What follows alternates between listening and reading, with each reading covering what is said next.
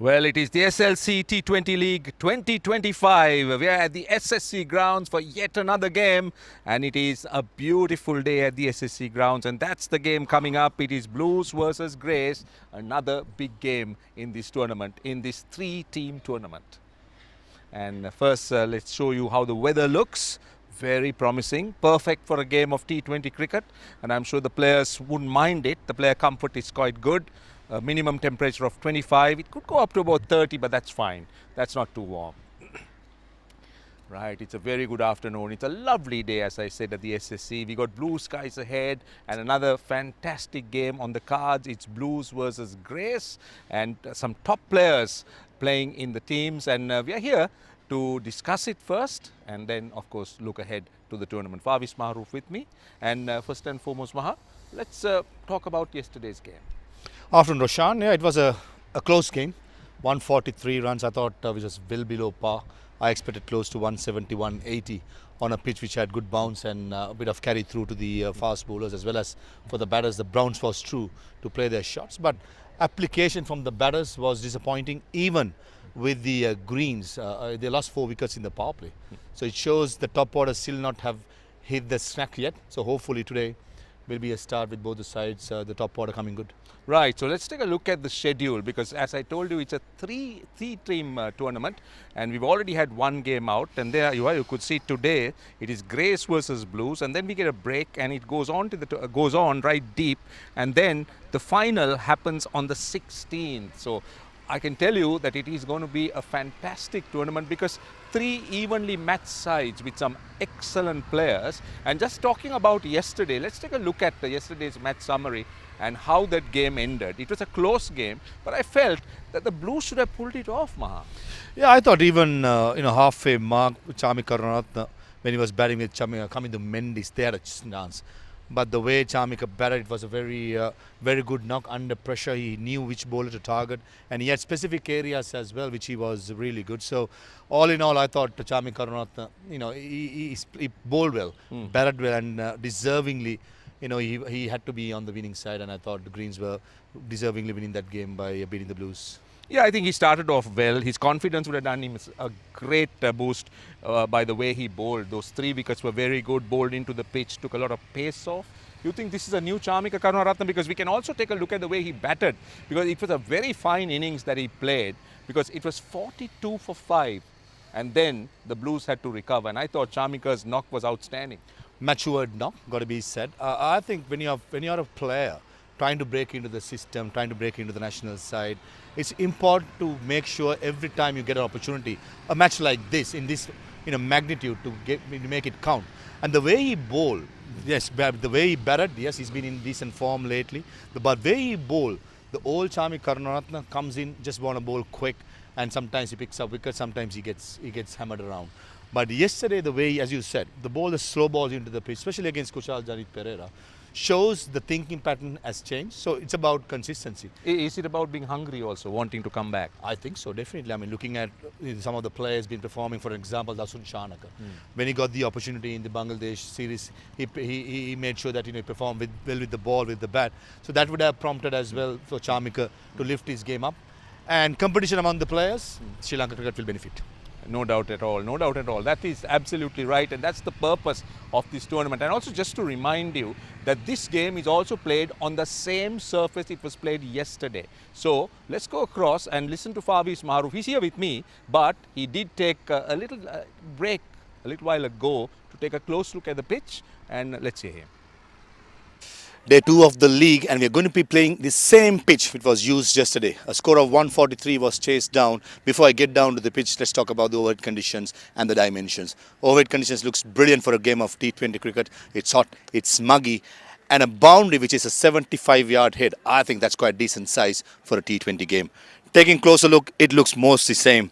There is the grass on top, underneath is very hard, and you can't even say there is quaff marks after playing almost 40 overs yesterday. So it suggests to me it will remain the same. Yes, the batting side only scored 143, team batting first, that was.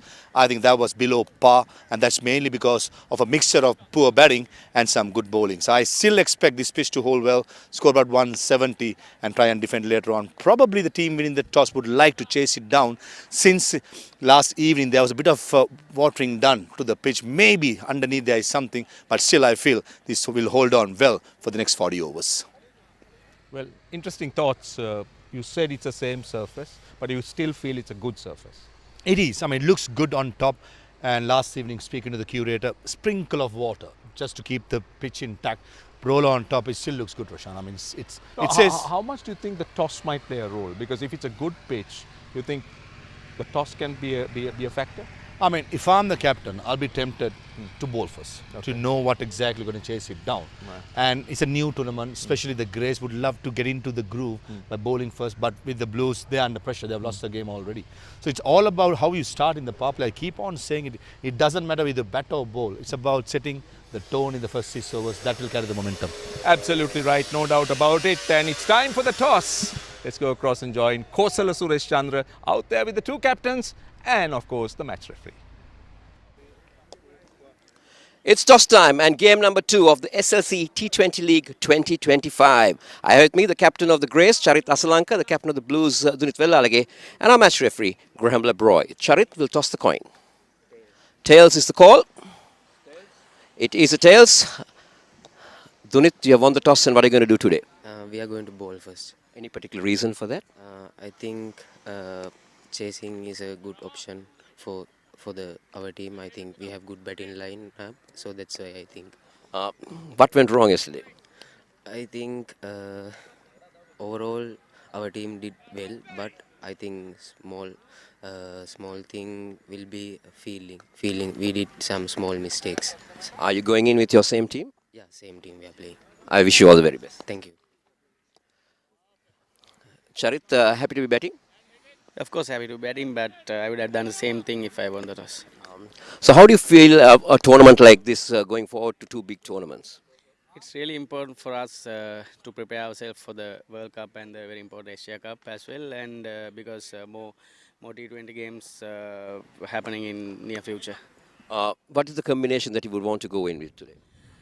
I want to go with 6-5 combination with one all-rounder, and in this here same as well. All the very best to you. Thank you so much. So the story from the centre is that the Blues captain has won the toss and they will bowl first. Well, very interesting. Blues now deciding to bowl first. Yesterday they batted first after they won the toss. Let's take a look at the two teams. Maha, I want your thoughts because these are star-studded sides, Blues and Greys. I think the Greys possess a lot of experience on top. Charita Salanka, Dikwal, Dinesh Chandimal. That's a formidable batting lineup with Lairu Udar as well. Noni Fernando, who had a magnificent A-team series in Australia. Look forward to. And Ramesh Mendis Khan, the two spinners, along with Ehsan Malinga. The Blues, unchanged. It's good to see the confidence level must be high, especially when you see the same 11 being played rather than changing and chopping it too much. You know, it's good to see the consistency in selection. So it's all about the players making sure they get out there and perform to their best and let the selectors know they are winning business. Just a quick question. Yesterday, if you did see, both Nuwan Tushara and also Matisha Patirana struggled. Yeah. Right, so they went for runs. So Nuwan Tushara didn't find much swing. Matisha Patirana was a bit wavered. What do you think went wrong? Two different cases. Nuwan Tushara, since it was a 130 start, I mean, you don't expect ball to swing too much, but he came back well in the second spell. Matisha Patirana is coming back after injury. He had a hamstring niggle. Then I was told he was under the weather with a infection, so he wasn't fit, you know, to train much. So this is a testing time. So he has to make sure number of games going to play. I don't know, but minimum of 4, maximum of 5. He needs to slowly but surely to up it up rather than trying to go flat out straight away where it's a concern. So more he plays, better for him. Let's talk about the surfaces. Now, as we go into the World Cup, we would expect good batting surfaces. And you'll be looking at scores of around 200 plus. Correct. So how do you see that compared to this surface? So now this surface was a bit slow yesterday. Yeah, it was probably hanging down a little bit, hanging on, I should say. But generally up at the SSC, you expect that with the new ball. But once you know, the ball loses the hardness and the shine, you expect the ball to skid on.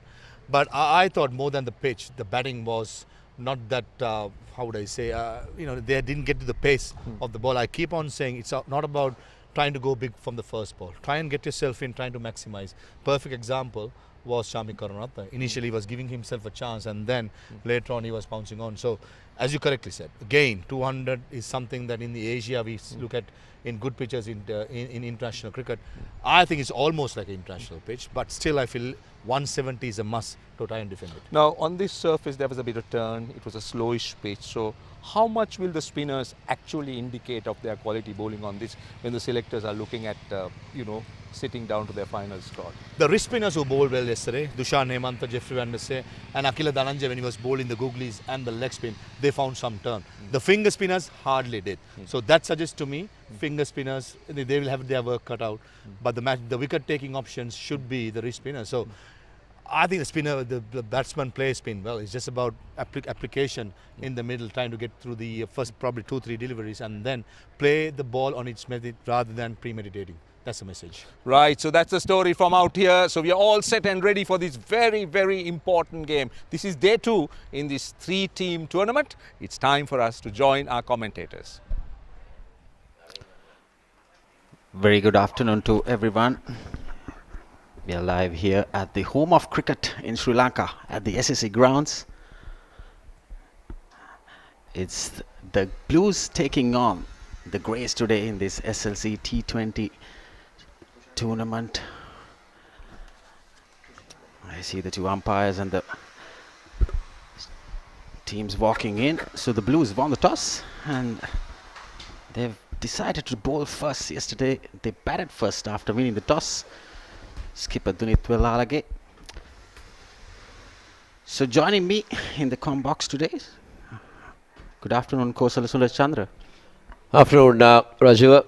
There you go. That's umpire Leonard Hannibal. He'll be one of the main men marshalling this game. Vastly experienced umpire in the international circuit as well. And Shanta Fonseca, another up-and-coming top-tier umpire in Sri Lanka. Well, the condition seems to be very good. It's a little warm and humid out there in the middle. Perfect weather for T20 cricket, any cricket, Kosala. And look at this outfield, the players, everyone. It's back-to-back games for Blues. Back-to-back games to go, and coming back to that point that you're making, but 1:30 start. That's tough on the players, isn't it? It's quite hot and humid. But, well, that's how things go. They planned this tournament mainly out to accommodate how Sri Lankans would play in Abu Dhabi, Dubai, then going into the T20 World Cup in Sri Lanka and in India, because the day games also will be played. So how important day games will be for the Sri Lanka. So these are little things that have been considered by by Sri Lanka cricket. Now you see the 2 openers for Greys walking in. That's Niroshan Dikwell, I suppose. And Chandimal, the 2 openers walking in for the Greys. Probably Dilshan Madhusankar is going to open the bowling for the Blues. He was in good touch. He was bowling well in the SLC Major Limited Over tournament, especially in the night time. In that semi-final, he was very quick with his bouncers. Dilshan Madhusankar, left-arm fast-medium bowler, representing the Coles Cricket Club. So they were managed to come up to the semi-finals, and they lost to Police Sports Club. Niroshan Dikwala will be desperately trying to make a mark, try and make his way back into that Sri Lankan national side. One time the Sri Lankan opening bat and the test wicket keeper, batted at number 7, opened the batting in the shorter versions of the game.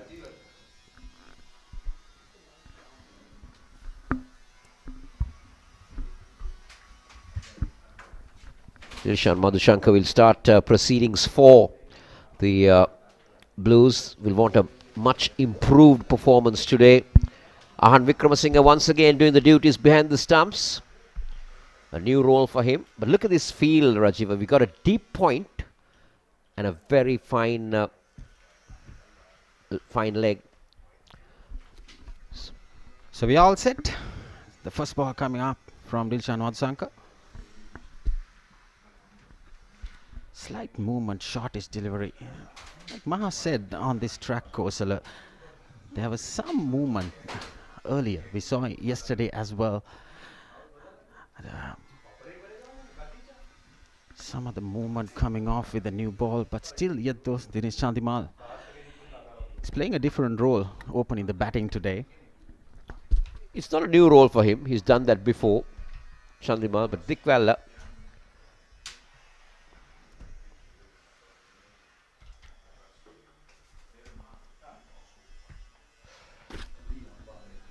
Well, quick single. He's off the mark, Dikwala. Nice tap and run into the offside. Huge gaps on the offside as well.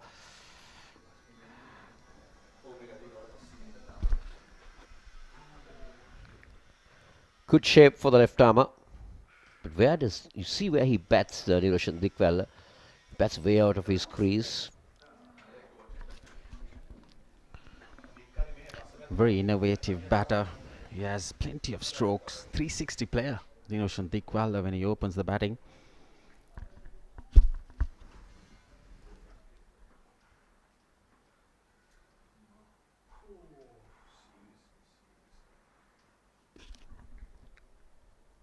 Well, there you go. What a great delivery. Dilshan Madhusankar coming into Dinesh Chandimal, castling him. Probably it's a Yorker. He Yorked himself in that moment. Perfect left armer's delivery. Take a look at that again.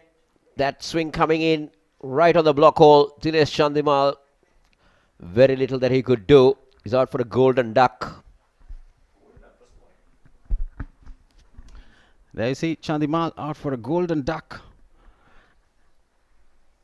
The GREYS 1 for 1 in their first over.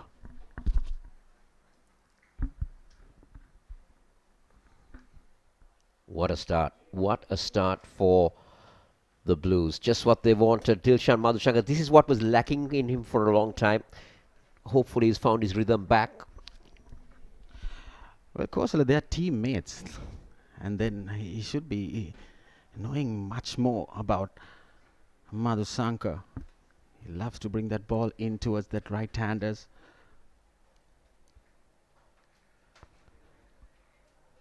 Lahir Udara, the new batter, walking in the very first over. Well, Dilshan Madhusankar is getting that swing. That's very crucial, especially when right-handers are facing him.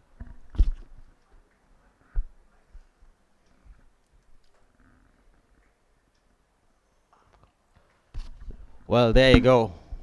Right off the middle of the bat. He's off the mark. Very good stop there. Dasun Sanaka. 3 runs for Lahir Udara in his first ball. Good looking stroke. Got the middle of the bat.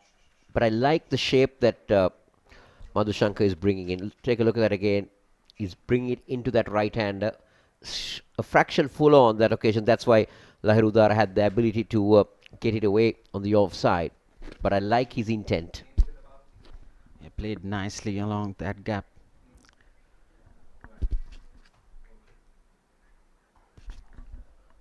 Nice shape he's getting. Madhusankar outside the off stump.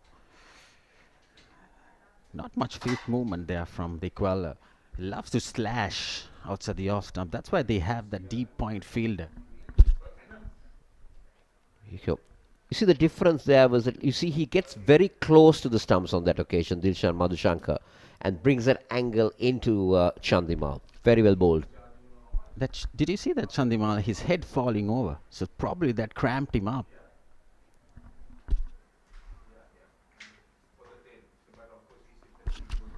Well, there you go. On the leg side. The first boundary in GREYS innings. Dikwala gets a freebie onto its pads. So first over done. GREYS 8 for 1. There you go. Just a fraction on the leg side. Niroshan Dikwala has got very good wrist. He'll just flicks it over. 1, 2 bounces, and the first boundary of the Greys innings. End of the over. It's 8 for 1.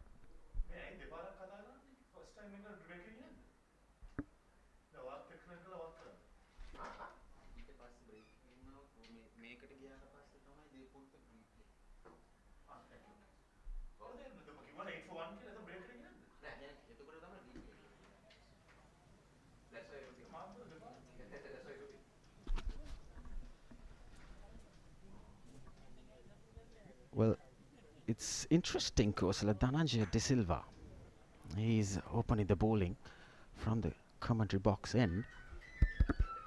That's quite interesting, probably because Niroshan Dikwala, the left hand, is out there.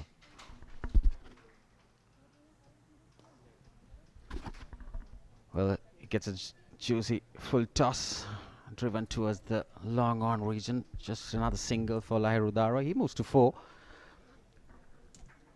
Well, I think this is a good move from Dunitwella, the left-hander in, the new ball to Dhananjaya De Silva. He'll try to bring it into the left-hander, not try to spin it much, and also try to take it away from the right-hander. He's done this before. He's done this many a times in his career. So it's something, it's not something new to Dhananjaya De Silva.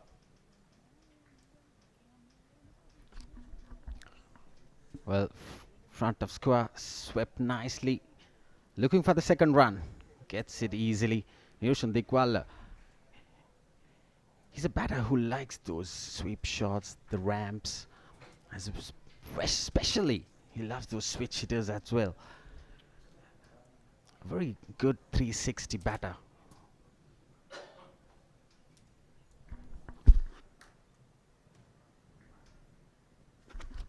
There you go. Over square leg. Couple of bounces. A welcome boundary. That's the first boundary for Dikwala today. Even the second one, in fact. Well, Dhananjaya De Silva, his targets are not intact today. Second full toss, taken it nicely on the full.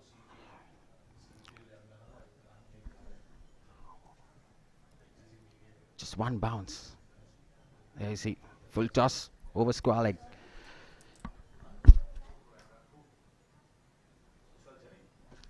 Well.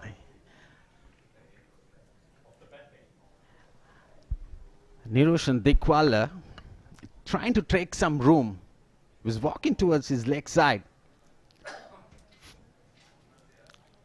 Well, Dhananjaya De Silva eventually bowls a wicket-taking delivery, Kosala.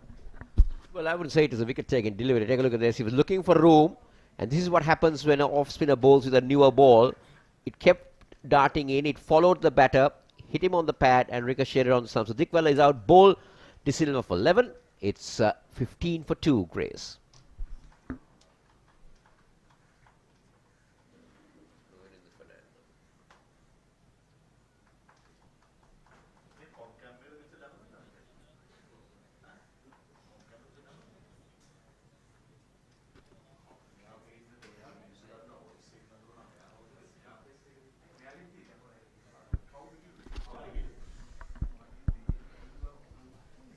Well, the new batter walking in, Nuwani Fernando.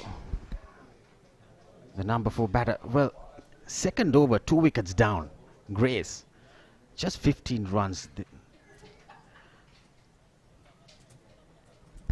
Well, the 2 openers are back in the hut now.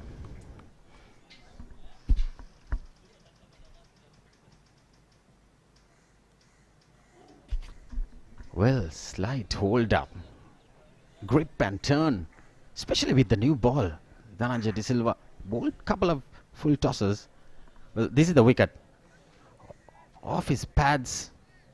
Just, well, probably I would rather say he's a little unlucky there. Slight foolish delivery.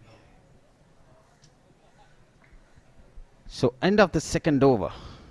An eventful one. Wicket taking one for Dhananjaya De Silva. Just 7 runs coming off it. GREYS 15 for 2.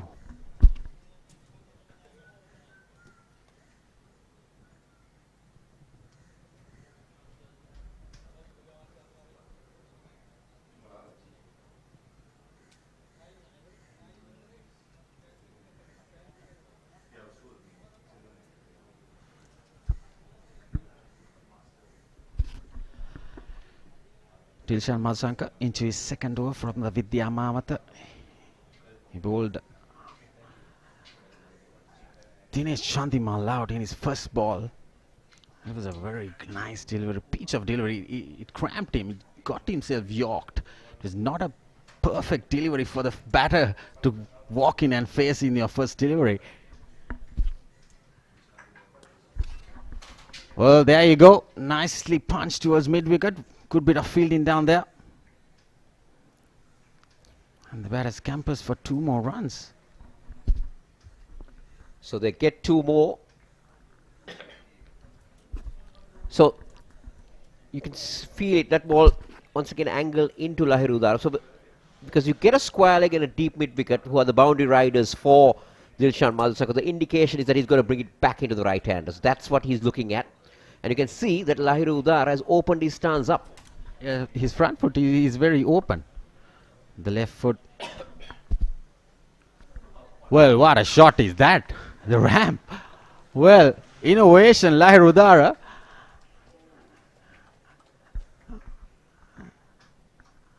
It was pitched up, Kosala. Well, it nicely ramped over that fielder. Well, he was looking to play the ramp, but he was not in control, but he got enough bat on that to take it over, because the third man and fine leg were up in the circles. He was not afraid to do that. I've seen raps and I've seen deal scoops, but that was something like a French cricket that we play in our school days. Well, obviously played over mid-off. There's not much firepower. Didn't get that clean strike off the middle of the bat probably. Just 2 more runs. Well, Lahirudara, he was not in control. If he's falling off in that perfectly in that shot, but he got something. Well, by playing that shot, Lahirudara immediately made Lahiru Madhusankar change his line and length, and that enabled him to go over mid-off.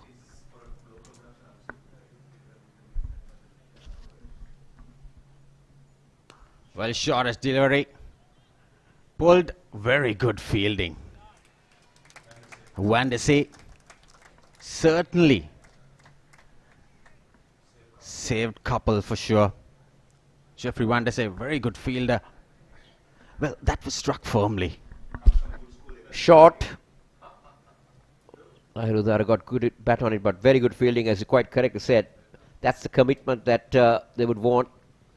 Well, Alage did mention that they didn't feel that well yesterday, so they will want to improve on that at the toss. Well, that's evidence for you. Well, 10 runs coming off this over so far in these first 4 deliveries.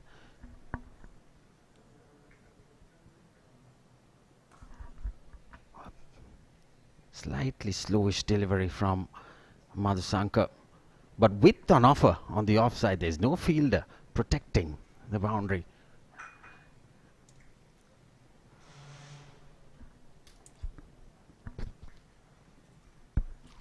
Well, some of the spectators out there watching the stars. There's not much cricket for Sri Lanka team, so Sri Lanka cricket initiating this T20 tournament. It's free for everyone.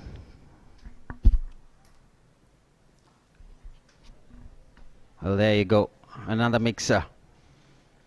Not much pace on that delivery. So it's all free. You can come and watch here at SSC. Some of the... So 3 overs done. GREYS 25 for 2.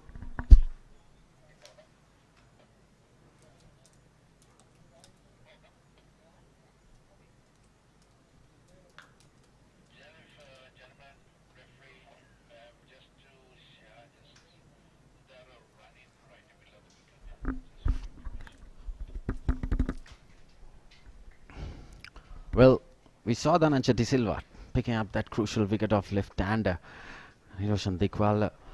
Now, the skipper brought himself into the attack. Will Alage. They're operating spinners from one end and keeping Dilshan Madhusankar bowling his second over from the Vidya Mamata end. Well, 2 right-handers in. That's why Velalage decides that he will come on.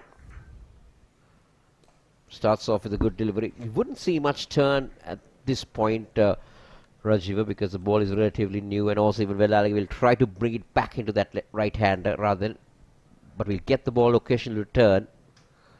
There you go, that's what he's doing. Yeah, slightly slowish delivery.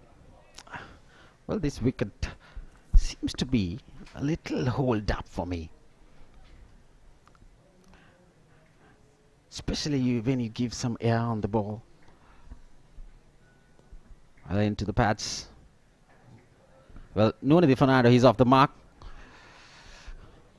Nicely flicked towards that gap in the leg side. One thing I've seen is that both the spinners are really finding it a little bit difficult to grip that ball. It's just slipping out of their hand. We've seen that's almost another full toss from Velalage. Well, again, nicely flicked off his pads, Lahirudara. Like you mentioned, yes, indeed, we saw 2 balls from Dhananjaya De Silva bowling as full tossers. So it's a little difficult for the spinners to hold up. You know better than me, mate.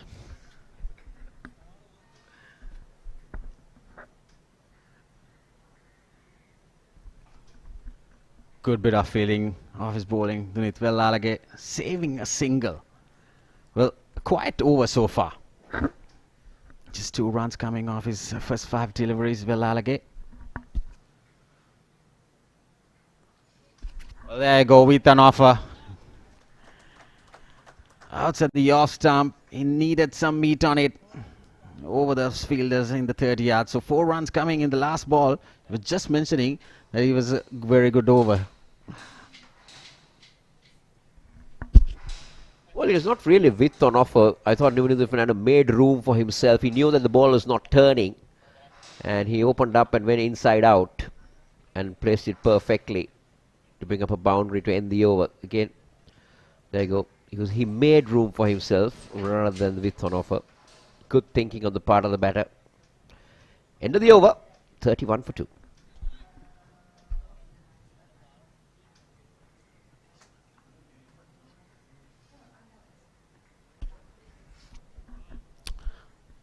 Well, change from the Vidyama at the end.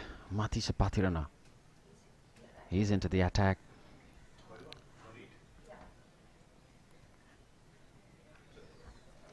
Look at this field setup. This is Sportylk on the boundary.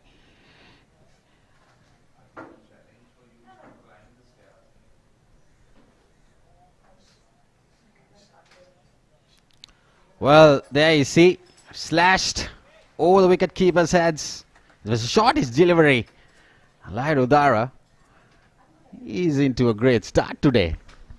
Well, Matisha Pathirana didn't have a good outing yesterday, and so far his first ball also disappears into the boundary. Let's take a look at that again. Well, it wasn't a bad ball. It was just that Lahirudara was throwing the kitchen sink at that, and he got a top edge and it raced away to the boundary.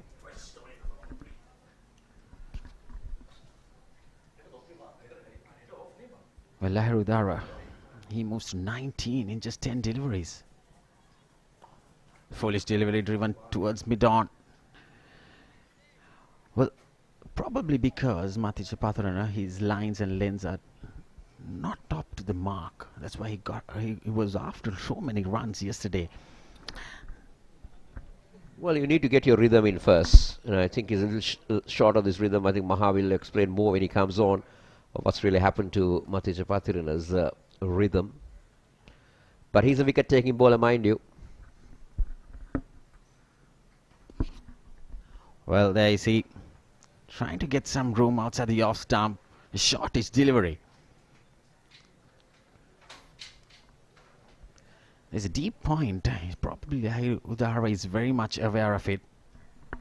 Well, he was looking for room. Lahirudara was trying to make room for himself, looking to slash that over that point region, because now the third man is more square. It's gone more towards a point region.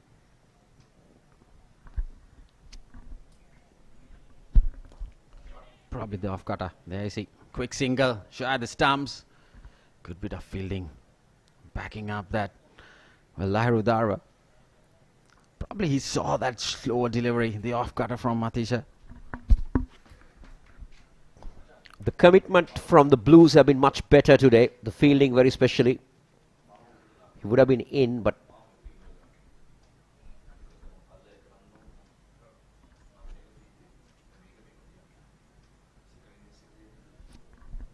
well, the fielders are right at the edge of the 30-yard circle, so probably that's why Lahirudara opted to go for that quick single.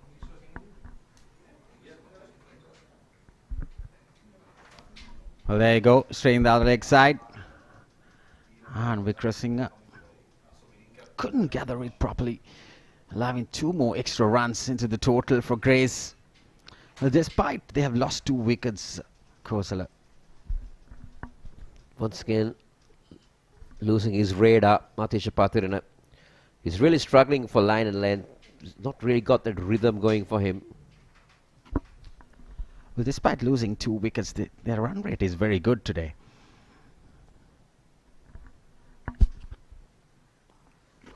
Well, there you go, into the pads. Just to flick down towards that gap. Well, Kusal Janit is out there at the 45. It's not going to be easy. It was nicely played off his pads. Lahirudara is on a mission here. Well, it was played uppishly, in fact. Kusal Janit, both hands in it, but the ball's flying off his hands.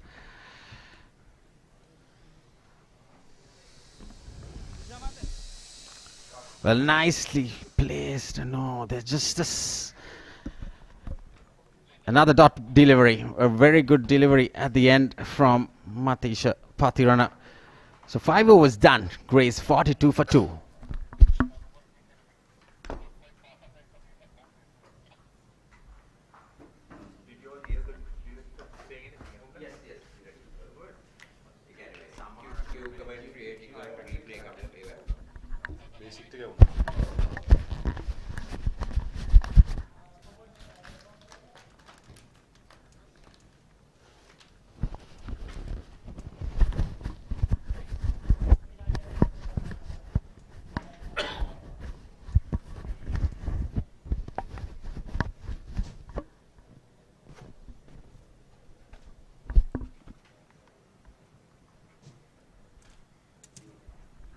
.42 for 2.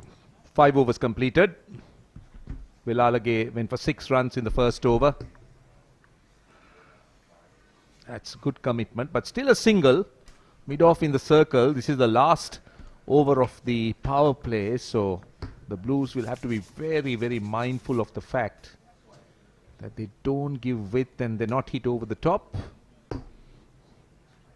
Just look at this, going wide of the crease, bowling slower. And brilliant piece of commitment shown on the part of Vilalage, and that's gone away. That's gone for 4. So that's an important boundary. A very well executed reverse sweep by Lahirudara. He made sure he got the pad outside the line. In the end, a safe shot, playing with the turn, and absolutely no intention to keep it along the ground. Good hit. Time to maximize the power play. That is a must say. Goes again. 1 bounce for 4. The 50 is up. I can tell you that this is a great innovation when it comes to batting the reverse sweep. Almost a carbon copy of the previous stroke. Only different, this has more height and distance. Just not enough to go for the all the way, but certainly a safe option. The field remains the same, looks like. Don't be surprised if Lahirudara goes for the 3rd consecutive. Interesting to see what Vilalage will look to do here. And that time he attempts it again, but doesn't come off. It was always in the books. Lahirudara, if the field didn't change, he was going for it. This occasion, quicker and fuller. Yeah, that's true. And well, Lyndon Hannibal not impressed. Looks like it's going to be outside the off stump, Roshan. Yeah, clearly. Lyndon Hannibal is an experienced umpire. And Lai Rudar, what he's doing really well is making sure his front foot is outside the line. And LBW is out of the equation. This occasion, give himself room. Scoops it over Jeffrey Van der Sey at cow point to end the 6th over with a boundary. It's 55 for 2.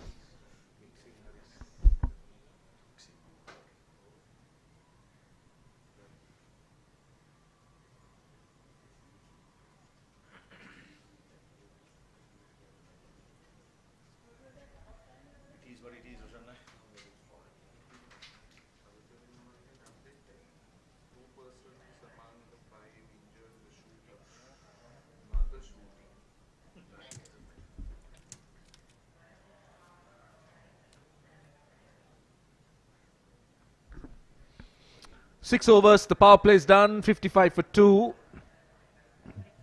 Well, the Greys getting some compensation with those 3 boundaries. This is that last boundary. Looking to go over extra cover, just opening the face a little bit and then eventually going over cover. 3 boundaries. So Van der Sey, I would say one of the unluckiest cricketers currently in the Sri Lankan side. They'll come back for 2. If you list out a team of unlucky cricketers, I think Van der Sey should be figuring quite prominently there, because he's done nothing wrong when the opportunity has been given. It's just the combination that has prevented him from getting into the side.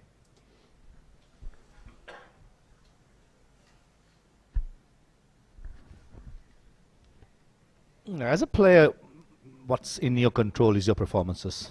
Rest of it will be taken care of by the admin. I think, as you correctly said, Roshan, I totally agree with you. Whenever he's given opportunity, he has grabbed it both hands, he has performed, he's been always a team player. It's a beautifully bowled, skidding on. It should be just a single. Good fielding by the fielder deep into wicket, running in. That's Tasun Shanaka. So I reckon what's in his control, he's doing it really well, and he's making sure every time he keeps knocking on the selector's door. The only thing he can control and do is the same thing. So I hope that he continues and his deserved chance will come soon as possible. Well, what the batters have done well, they'll want 2 here. Be happy with a single. They picked the length quite well. Gone on to the back foot a lot. Punched off the back foot even against where Lala gave when it was pitched up the reverse sweep. This one quickly onto the back foot.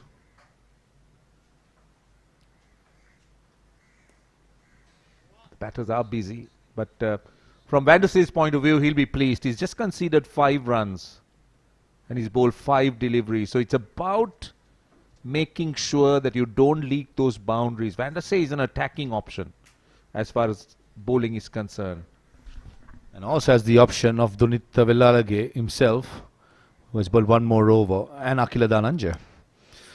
Spoiled for choices when it comes to spinners for the Blues. 60 for 2 after 7.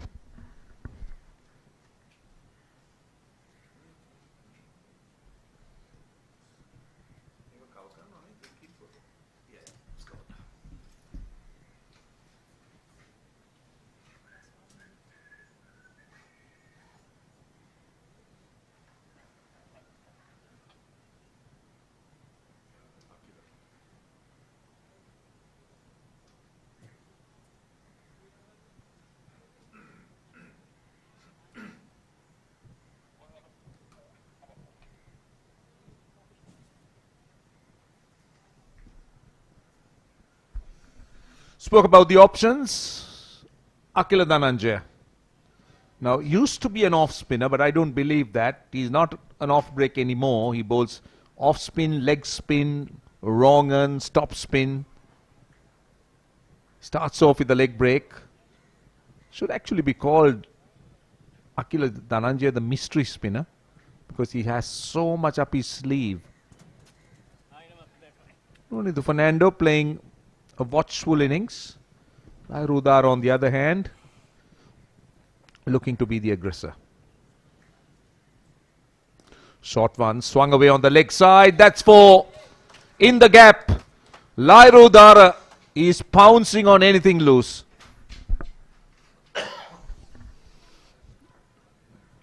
Quicker through the air that occasion, Akila. And I thought Lairu Dara picked up the length pretty early. Sign of a batter in good form. And especially in this innings, he's been batting really well. And placed it perfectly.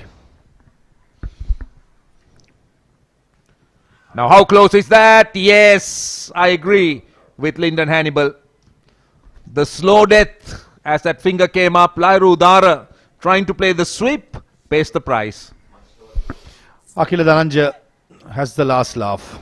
I thought Lairu Dara missed the line, the length, both equally. And the length was a little fuller than the previous delivery and much more slower. He's a dead duck. His missing leg, missing off, hitting middle for me, Roshan. Lairu Dara straight away he knew that he is in trouble. Has to walk back after scoring 41. It's 65 for 3.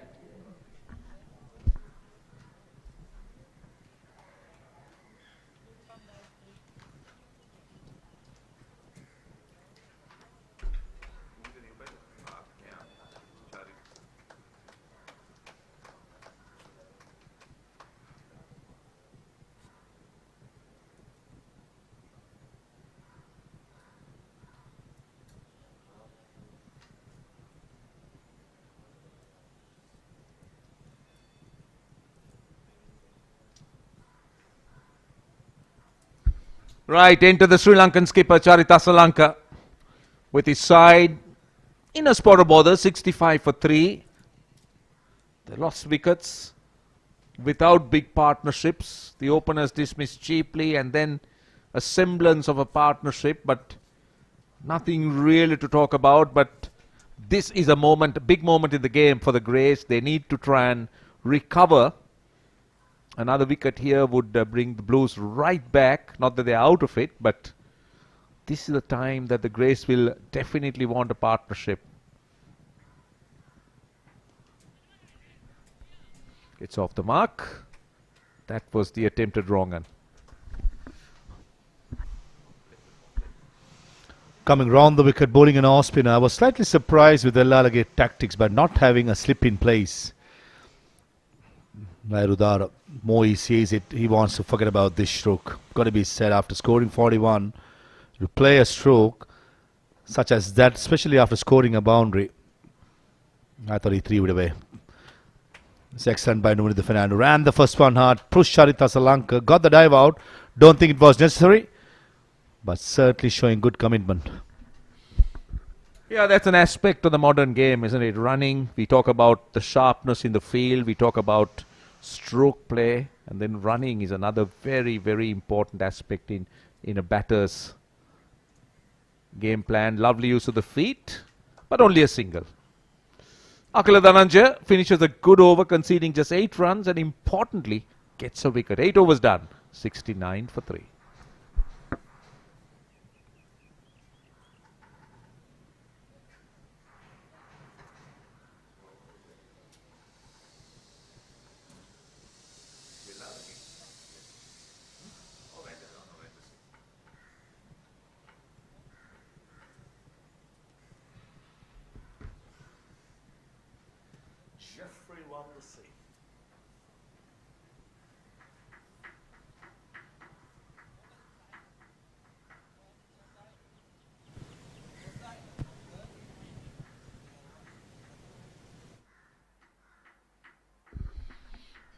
Jeffrey Van der Sar in for 5 runs in the first over. That's not a good start to the over. That we called a wide. Just attempted wrong and going all wrong for Van der Sar. Since 3 wicket has fallen off the Greys side and only playing 5 recognised batters, the Greys, I like to see. Yeah, the misfield by Dilshan Madhusankar, that's not good. Like to see Vellalagi a bit on the attacking side. Chaminda Vikramasinghe, Ramesh Mendes are the 2 all-rounders in this side, and you got the Vies Khan, the Teekshanas, the Ishan Malingas, the Brindo Fernandos, all-rounders and the bowlers. So Vellalagi, if he's getting things tactically right, he should be attacking in this partnership. try and get one more wicket and get Chaminda Wickramasinghe, Ramesh Mendis at 6 and 7, who likes to be naturally aggressive, and get them in the first 10 overs. So this is where probably the Blues are missing a trick, Roshan. Yeah, I think so. I agree. Driven through down towards long off or deep extra cover. Even yesterday I felt that Sportylk was a little bit, I would say, not up to the mark when it came to those bowling changes, the bringing on introduction of Matisha Patirana at a vital time when the spinners were bowling well. I felt was a mistake which allowed those batters to kind of break free, and from there on the momentum was with the green. So he's a learning skipper, he's a young man, but he's got a lot of support on the field to try and guide him. Asalanka on strike to Vandersay, who will continue to bowl over the wicket. And pushing and running. It's another single. Captaining a top tier side for the first time, Sportylk. So he will be tested. And this is where you learn. I think the selectors and the administration have earmarked him as the next leader or the future leader, giving him a chance. Well, relatively quiet young. I like to see him just thinking out of the box a little bit. As you correctly said, he has the Dhananjay De Silvas, the Kusal Janit Pereras in the side who can guide him. But certainly one for the future when it comes to leadership. Short and wide, that is hit behind point. Finishes the over on a high. The Greys, they get a boundary. It's 78 for 3.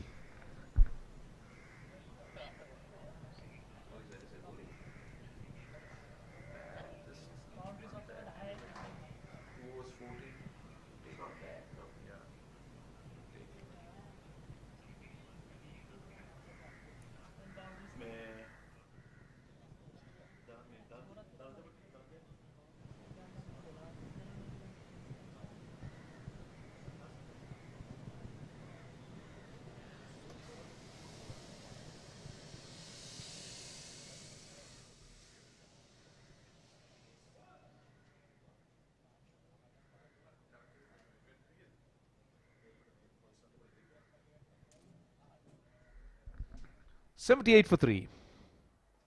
Akila Dhananjay starts off. The thing about Akila Dhananjay is he's got such a repertoire as a bowler that he could bowl to both the right-handers and the left-handers. He would look to bowl the leg break to the right-handers. The off break. Now this is a top edge. Very lucky. And it will run away to the boundary. Not where he intended it to go. But Asalanka will take it. Very fortunate, Charit Asalanka. The fine leg feed, I think it was Kusal Janit Pereira. It's quite square. If he got a couple of feet finer, it would have been a 4th wicket for the Greys. That stroke was introduced because there was no mid-wicket in place. 2 fielders behind square in the offside. And Charit Asalanka doesn't flick the ball against this turn. Loves to play the sweep shot, almost gets himself out. That's much better by Sportylk when it comes to his captaincy. Good shot and very good fielding at sweeper cow by DDS. Certainly saved a couple of runs. Yeah. Good commitment, no doubt.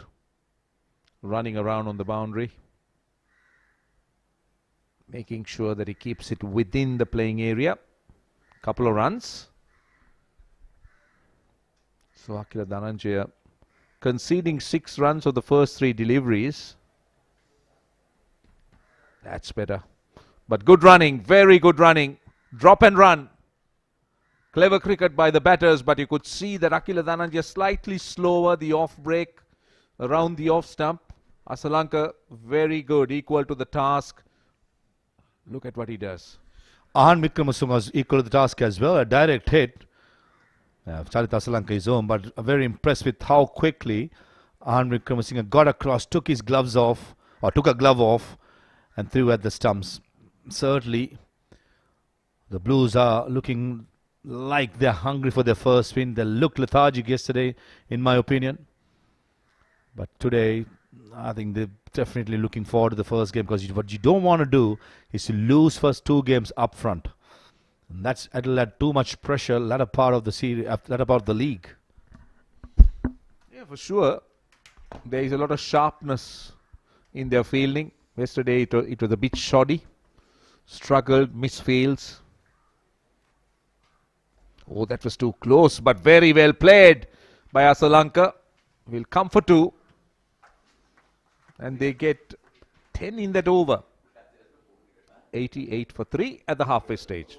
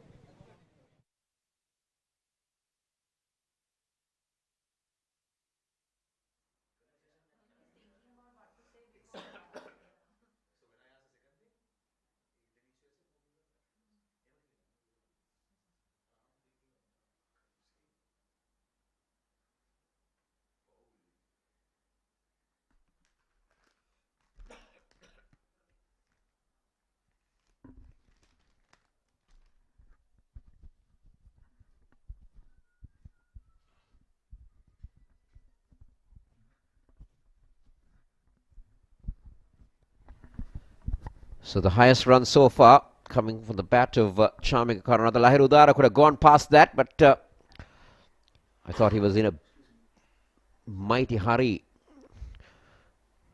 and fell apart. Kamudu Mendes, Pathum Nisanga, because they all got into runs. So as the tournament continues, we'll see more build-ups. But Charming Karanatha is the best so far. Well, he needs a wicket tally as well. So he's proving himself with bat and ball both. Akila Dhananjaya and Dasan Chanaka also on that wicket column. Now the interesting thing here is the top wicket taken is all-rounder, the third is also an all-rounder. So there's only one spinner really at the top. Yeah, we didn't see too many spinners picking up wickets yesterday as well, did we? So it hasn't been as conducive to spin bowling as we've seen in the past, this pitch.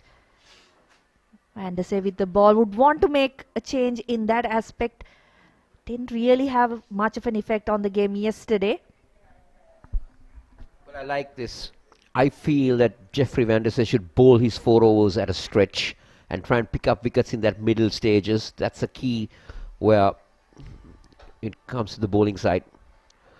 But at the moment, knowing the field, I like him the way he's using his feet. He's not afraid to come down to the spinners.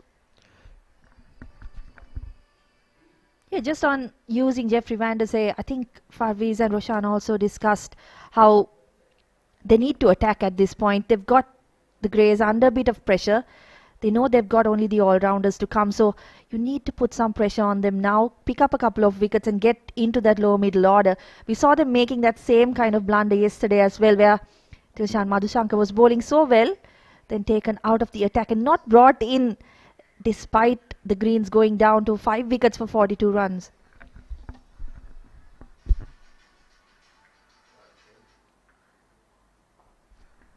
Good, better, just a single for Charith Asalanka. Now the key here where the Blues are concerned is they would want to pick up another wicket or two, because they will not want Charith Asalanka and Nuvinithu Fernando to go into the 15th over together, because by that time they will be well set. So then the last 5 overs is going to be key for them. Yeah, absolutely. And for the Greys as well, it's a tricky situation, isn't it? They know they've got only the all-rounders to come, nearly 10 overs to go in the innings. So how do they play this? Do they go after the bowling or look to score 8 to 9 runs an over from this point onwards until they get to those last 5 overs? Well, I would feel... Oh, good delivery. That is the wrong one. But then you can see the body language of the Greys now. You can see Asalanka and Nuvinithu Fernando. They're working the single around. So I think they made it to themselves that, okay, we're going to try and bat out till the 15th over and then try to take it from there onwards. Maybe try to get 12 to 15 runs from those last 5 overs per over. But take 6 to 7 runs, maybe 8 if they can get, and put the loose ball away. That's nicely played by Nuvinithu Fernando, and he's found the gap perfectly. What a beautiful shot for the right-hander. Just pierces the gap and makes a good over from Jeffrey Van der Say. A good over for the Greys. He ends with 8 runs. So that's the end of the over. 96 for 3 the score.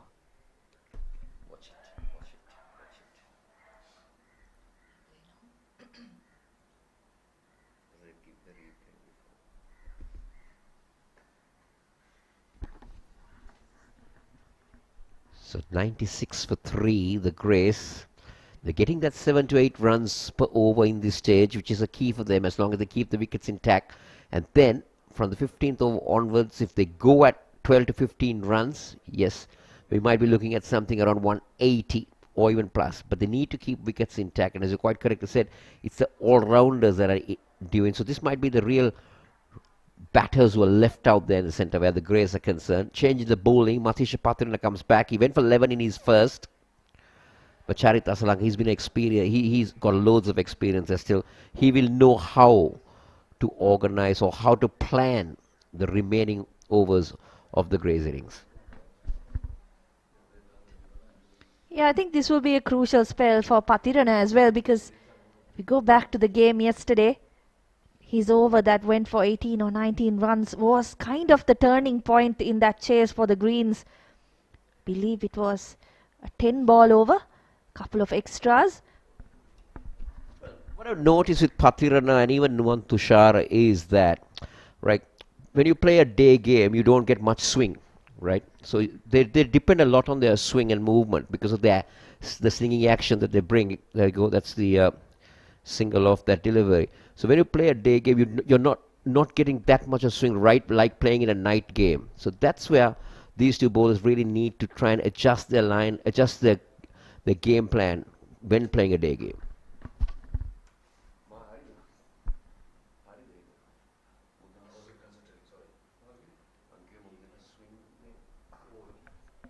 It's nicely bowled by Patirana. Seems to have got his direction a bit better in today's game.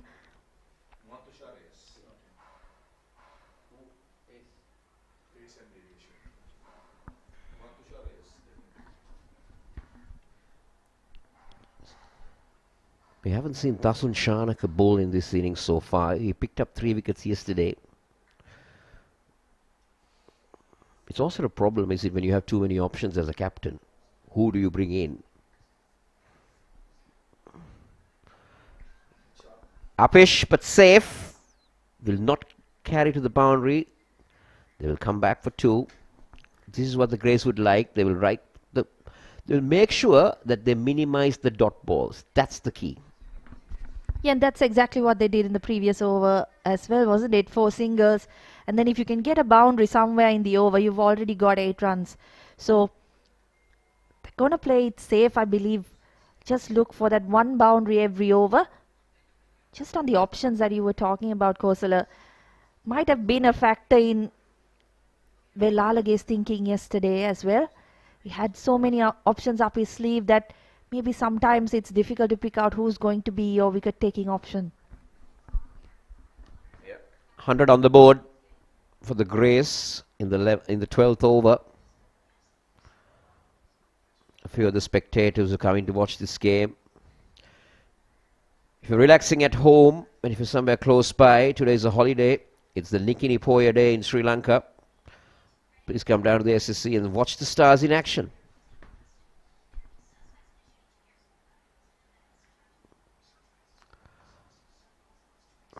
Will that run away to the boundary? A diving effort can't prevent Charit Asalanka picking up another boundary for the GREYS. And that's exactly what they would want, wasn't it? Got a couple of singles and a 2 in the over so far, and then Asalanka finding the boundary once again in the over. So 8 runs now of this over, 5 deliveries gone. It's going perfectly for the GREYS at the moment. That's what we were talking about, isn't it, Leslie? They go at 7 to 8 till the 15th over and then try to press on the accelerator. Upish, but falls safe. A dot ball will end over number 12 for the GREYS. It's 104 for 3.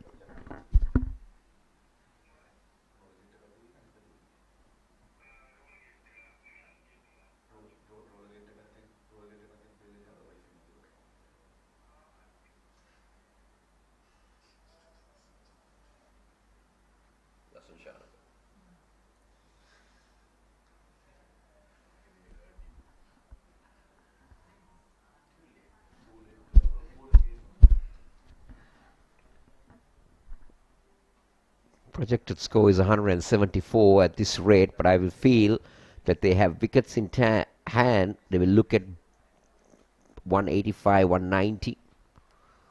All depends on how the remaining 3 overs go about. Dasun Shanaka comes into the attack. He picked up 3 wickets yesterday.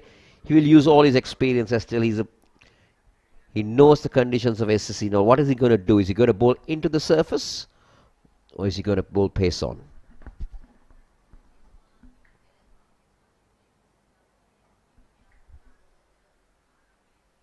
Yeah, he did bowl into the surface yesterday, wasn't it? And he picked up 2 wickets in his first over.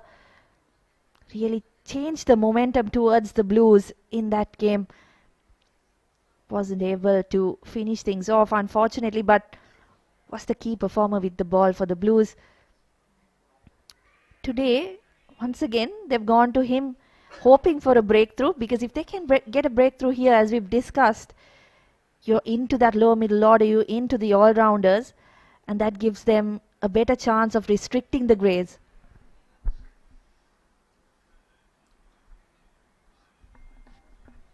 He will keep mixing things up.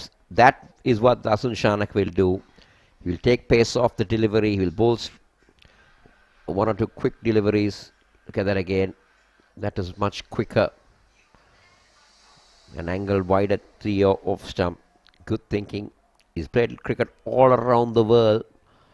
Captain Sri Lanka at a certain time. Again, pace off. Asalanka and Nuvinatha Fernando will also have the back of their mind that how crafty Dasun Shanaka can be. So they'll be very careful in how they handle Dasun Shanaka.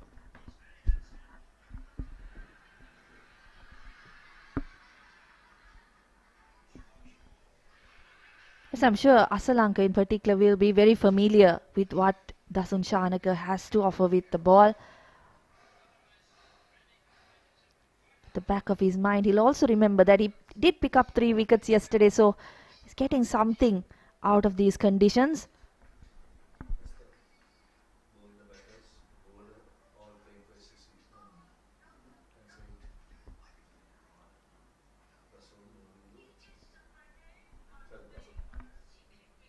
Kosal, you spoke about Dasun Shanaka being familiar with these conditions. Charit Asalanka known into Fernando also played for the SSC. So home grounds will also know what this pitch has to offer.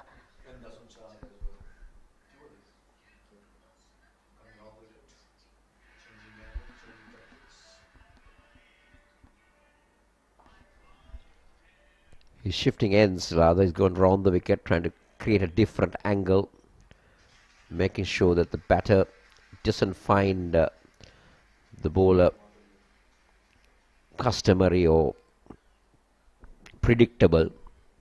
That's good thinking. Partnership's 42 of 32,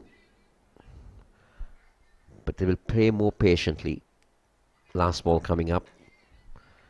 Change in field for the left-hander.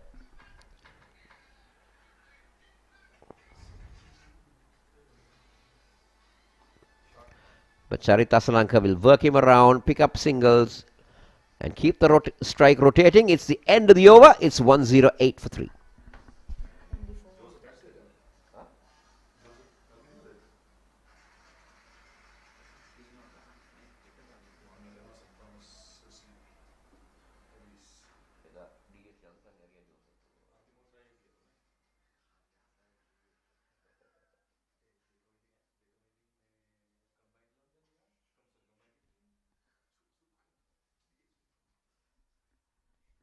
There you go. Those are the bowlers used so far. 7 bowlers used again today by Vellalage. But for me, the best has been Jeffrey Van der Sar. His economy is good. 7 runs. He's not been among the wickets column, but he's kept things quiet. But I thought personally that Vellalage would give Van der Sar all his 4 overs, because if he gets a wicket here, that's your wicket-taking bowler. If he had got a wicket here, things would have been much different. But he's taken him off after the 3rd.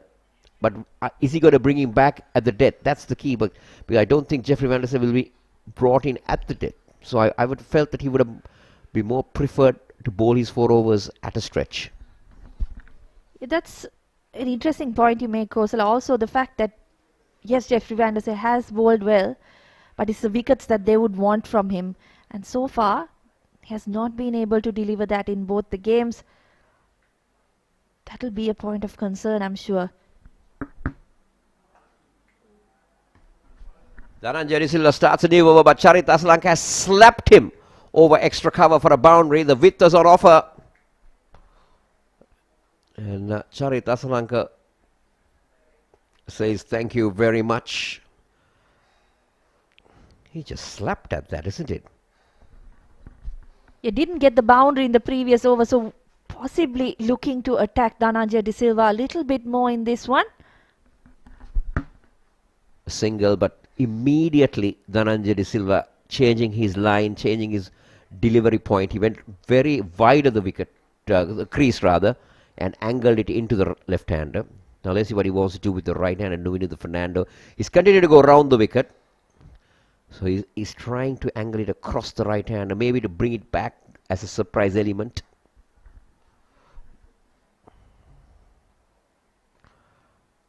But doing it to Fernando. I like the way he's batted because he's using his feet, which you don't see much in modern day cricket. The batters coming down to the spinners. Yeah, and he's kept the strike rotating, hasn't he? He hasn't let too many dot balls build up from the bowlers, and that's allowed, I think, Asalanka as well to play a bit more freely.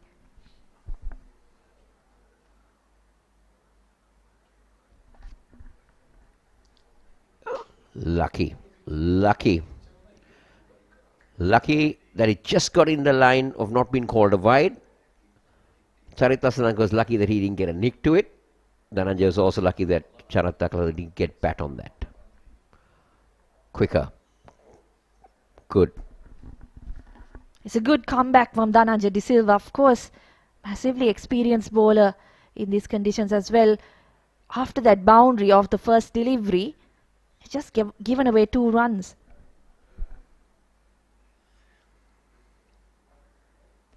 Good. Very good cricket. Drop and run.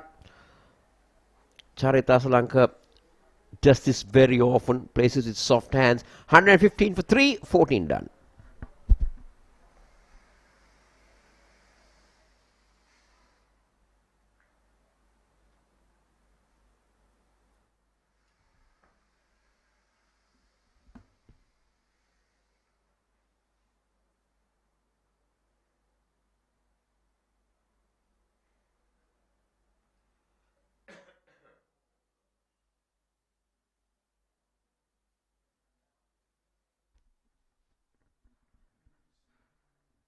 Required run rate is at 8.21. At this rate, they'll get to 160. But I feel with wickets in hand, Greys are looking at something beyond 180 here. Still 6 overs to go, 36 balls. A runner ball will get them to 150, but they will definitely go beyond that. Shanaka starts a fresh over.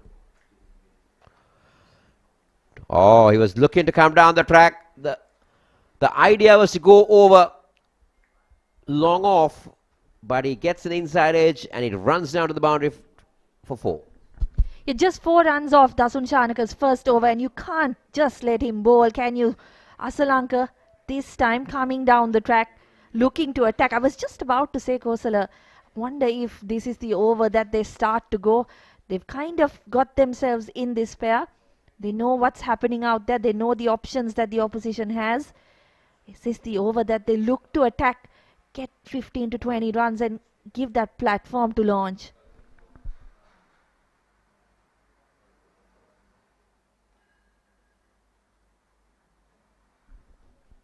Quick single once again for Asalanka. So looks like he's looking to attack off the first couple of deliveries, get that boundary, then move things along with singles in the rest of the over.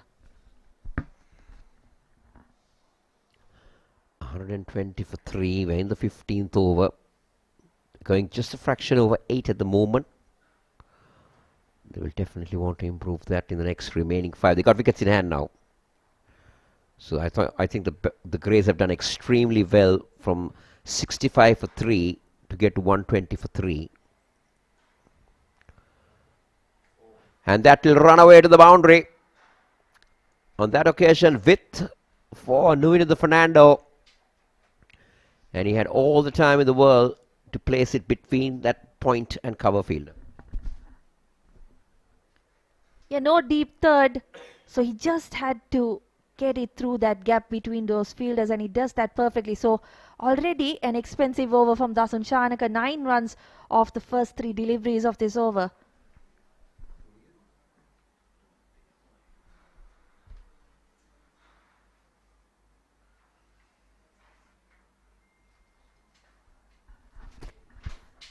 Shanaka shifts to round the wicket this time. Winning Fernando plays his cricket here at the SSC from St. Sebastian's Moratour. Played a couple of games for Sri Lanka in limited overs cricket, if I'm not mistaken, but wasn't able to really cement his place in the side.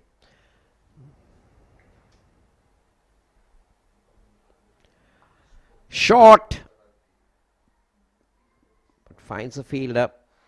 Just a single. Asalanka will take it. Just on Nuanindu Fernando.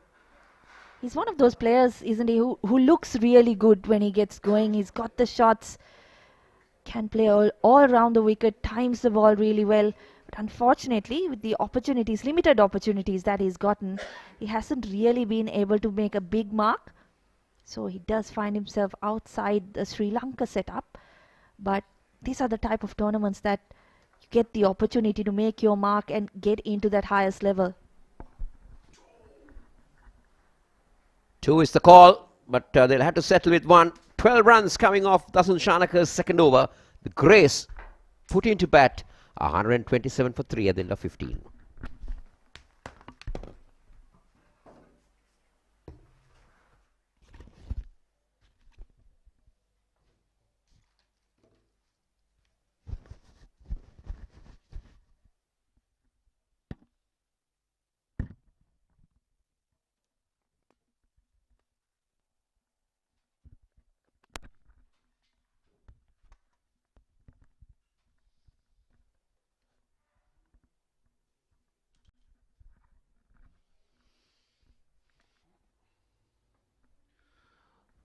Last 5 overs to go then. 30 deliveries. Can the Greys get to 170, 180, which we feel is a pass score in this used surface? So far, these two batters have beautifully constructed the innings with an unbroken 6-yard partnership with Charit and Nuino Fernando looking dangerous. Akila Dhananjaya, 18 of his 2 overs, comes into the attack. Comes down the track, straight down the ground. Matisha Pathiran at long on. He has absolutely no chance. Again, over starts with a boundary. Well, there I see the Fernando shifting gears now. Maha, probably they can go for that target that you made at the pitch report, 170 plus. Coming on right on top of it, driving just past the bowler. Got a nice meet onto it. This is good bowling by Akila. Probably saw Nuno Fernando coming down the track, firing down the leg side, and most importantly, watching the batter's movement in the last millisecond. This is experience for you. Predominantly. Oh, that's beautifully done. Getting the single and giving the strike back to Charith Asalanka, who's looking in ominous form. Well, this partnership looks very prominent. They can go for a bigger score. I might think probably 180 plus. There's a little bit of firepower to come. Shamida Wickramasinghe, Ramesh Mendis. But this partnership is very promising. Ospina gives himself room. Matisha Pathiran goes across and rebounds it and pounces it over for a boundary. Did the hard yards by getting across, but when he managed the most, he pounced it over for a boundary. Well, he covered himself but couldn't cleanly gather that delivery there. See, nicely pitched up delivery, driven along the ground towards that gap. It's a huge gap, mind you. You see, bad bounce probably. Indeed, Rajiv. Bad bounce was the undoing.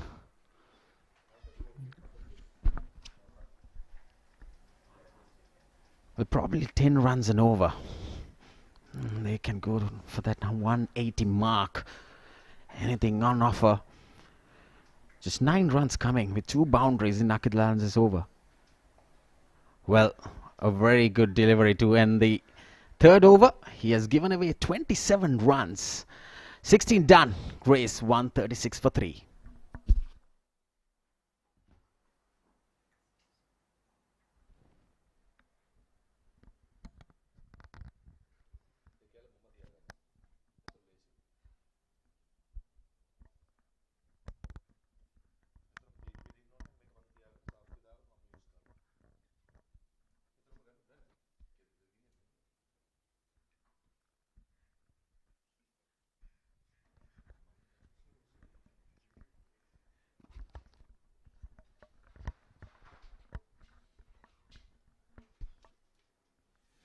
Partnership 71 of 51 deliveries. Looks like Dunit Vellalage is bringing himself the skipper. This will create some fireworks. That is for sure, with a left-hander at the crease. With Charith Asalanka, he likes to go towards that mid-wicket region. Well, Dunit Vellalage, 19 runs in his first 2 overs, slightly expensive. But on a positive side, I like the way Dunit Vellalage takes responsibility himself.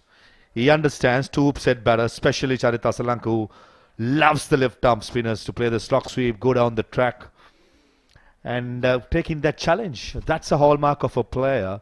Is almost like a fighter. So, Nuno Fernando for me, get a single early on and give the strike back to Charith Asalanka. Just like that. Well, rightly said, Maha. First ball single. So that brings Charith Asalanka. Probably Dunit Vellalage taking a huge risk bowling on the 17th over. With Asalanka is there out in the middle, bowling the spinners. Well, huge gamble.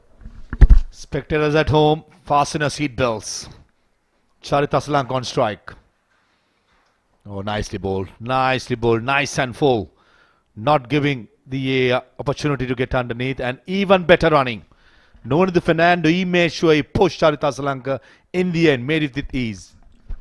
Pushing that ball towards the gap and then running the first run hard. Well, Nuno, his intentions were definitely to go for that second run, get Charith Asalanka on strike. Game plan quite clear with Villalage. He's firing it in full and straight. Again, this is nicely done again. Brilliant. Bowling those kind of Yorkers, not giving much elevation for the batter, not giving room at all. Villalage, just 4 runs coming off the first 3 deliveries. Crucial end to the over coming up in the second half of this over. Bowls it slow and bit of turn and bounce. This is good stuff by Dunit. He took that gamble. He took that challenge. So far, so good for Villalage. Run out chance. Direct hit would have been curtains for Noni Fernando. But first of all, didn't pick up the ball cleanly by Dilshan Madhusanka at extra cover. Well, indeed, Dilshan Madhusanka couldn't gather it. So last ball coming up. So far, it's a very good over in the crucial stages of this innings. 5 out of 5. And the last ball, full toss, mid-wicket in place, and he palms it over. Dhananjay De Silva, one of the safest fielders going around in the system. Could he have done better?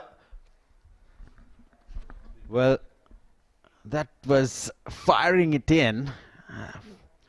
There you see the full toss. Swept nicely towards that mid-wicket reach, and there you go. Dhananjay had some yards to make.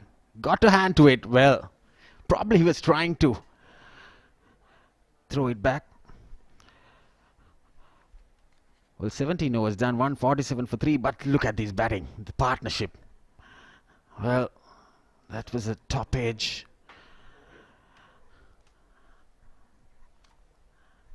Some of the nice boundaries along the ground there. See, that's a brilliant stroke on the offside, inside edge. Well, Charit Asalanka and Noni Fernando has anchored the innings for GREYS. 75 runs, in fact, into the 4th wicket stand. Dilshan Madhusanka back into the attack. Very impressive with the new ball. He bowled a snorter to get rid of Dinesh Chandimal, the experienced man, with a Yorker. And he will have his work cut out against 2 players who are looking ominous when it comes to big hitting. I've got to make sure, Dilshan Madhusanka, that he has a clear plan going forward. Looks like with the 3rd man in the circle, as well as mid-off in the circle, he cannot vary when it comes to the line or the length in the off stump, and the line has to be midland leg. It's time for it, but that occasion it was way down the leg side. Well, these 2 batters got together into this partnership when they were struggling at 65 for 3. But adding 82 runs, in fact now it's 83 with that wide delivery from Dilshan Madhusanka. Not a good start to the over. Good turn of spectators, isn't it, Rajiv? Well, yeah. When the start of the game, there was not much, but right now, crowds gathering in here at SSC. Length delivery. Looks like predominantly it's going to be cutters into the pitch. The first 2 deliveries by Dilshan suggest to us. Well, there you go. He's bowling that into the pitch deliveries. There you see the cutters, the left arm cutters, not giving that pace for the batters to go for a free flow.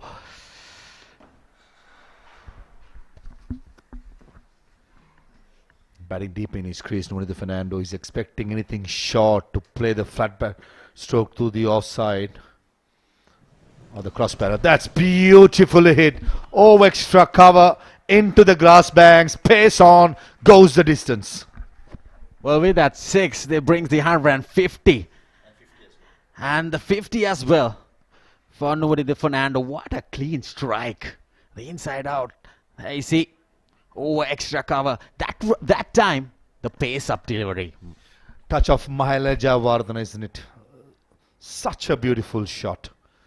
Every time a right hand or a left hand plays the lofted off drive, almost like an inside out. For me, in my opinion, there's no better stroke in the cricketing manual. Slow ball. This occasion behind square. Fielder will have his work cut out and no chance. 6 followed by a boundary. It's becoming an expensive over by Dilshan Madhusankar. Well, like you said, 6 followed by a 4. Nicely placed towards that gap. Look at it.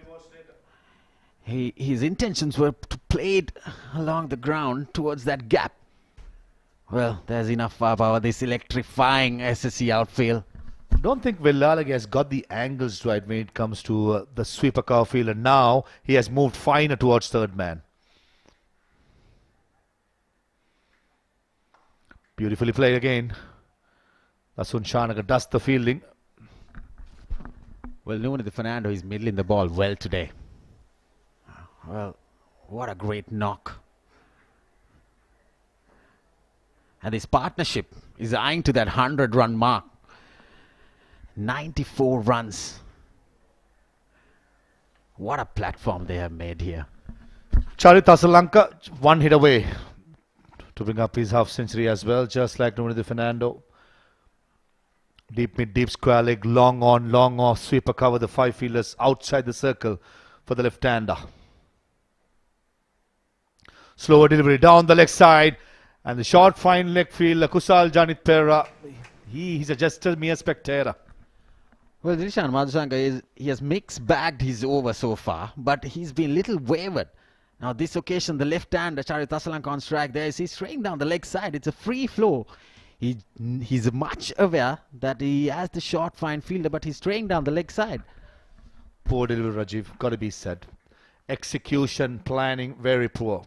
You got to stay away from the leg side of Charit Asalanka. On 49, Charit. Full toss.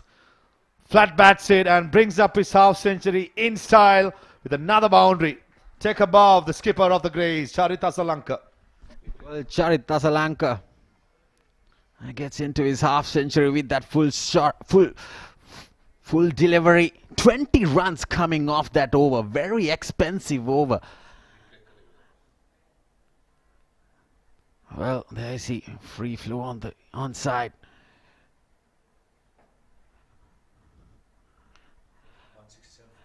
167 for 3 after 18 overs.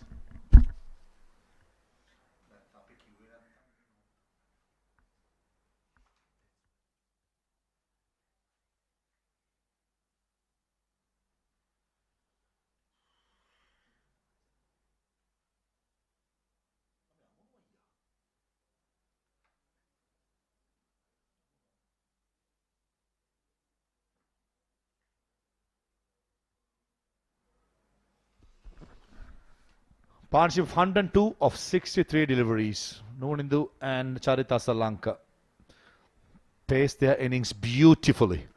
Has the option of Matisha Pathirana to bowl, but Dunit Vellalage has bought himself again.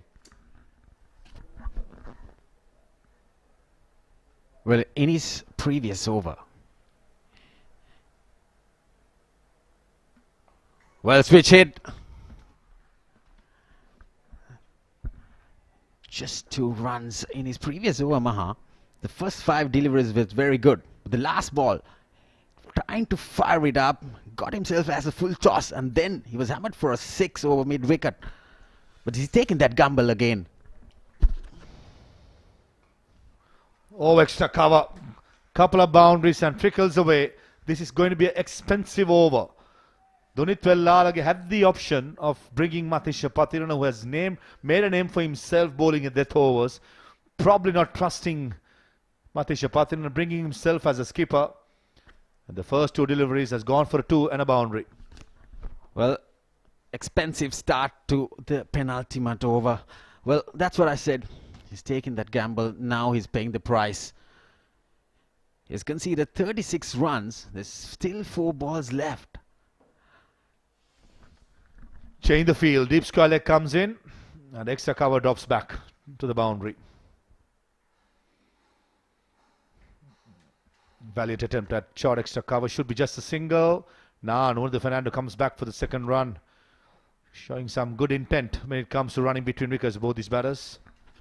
Well, 8 runs in the first half of this 19th over. Vellalage changing his angle, changing his field all around. Not among the wickets today. Shot. Square leg inside the circle, gets inside the line and scoops it over for another boundary. Well, Nuvanedu, he knows his fielders. Square leg and shot fine up in the circle. I see some innovation.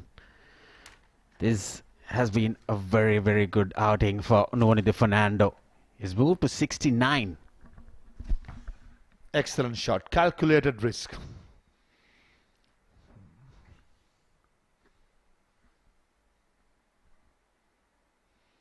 Inside edge, missed out. Already 12 runs from this over. Just a delivery to go, and looks like Vellalage predominantly wanted to bowl outside the yaw stump and taking away the switch hit or the fuller delivery. That's much better. Certainly finishes off with 2 good deliveries. Vellalage expensive. He ends his spell of 4 overs for 43 for no wicket. It's 180 for 3 after 19.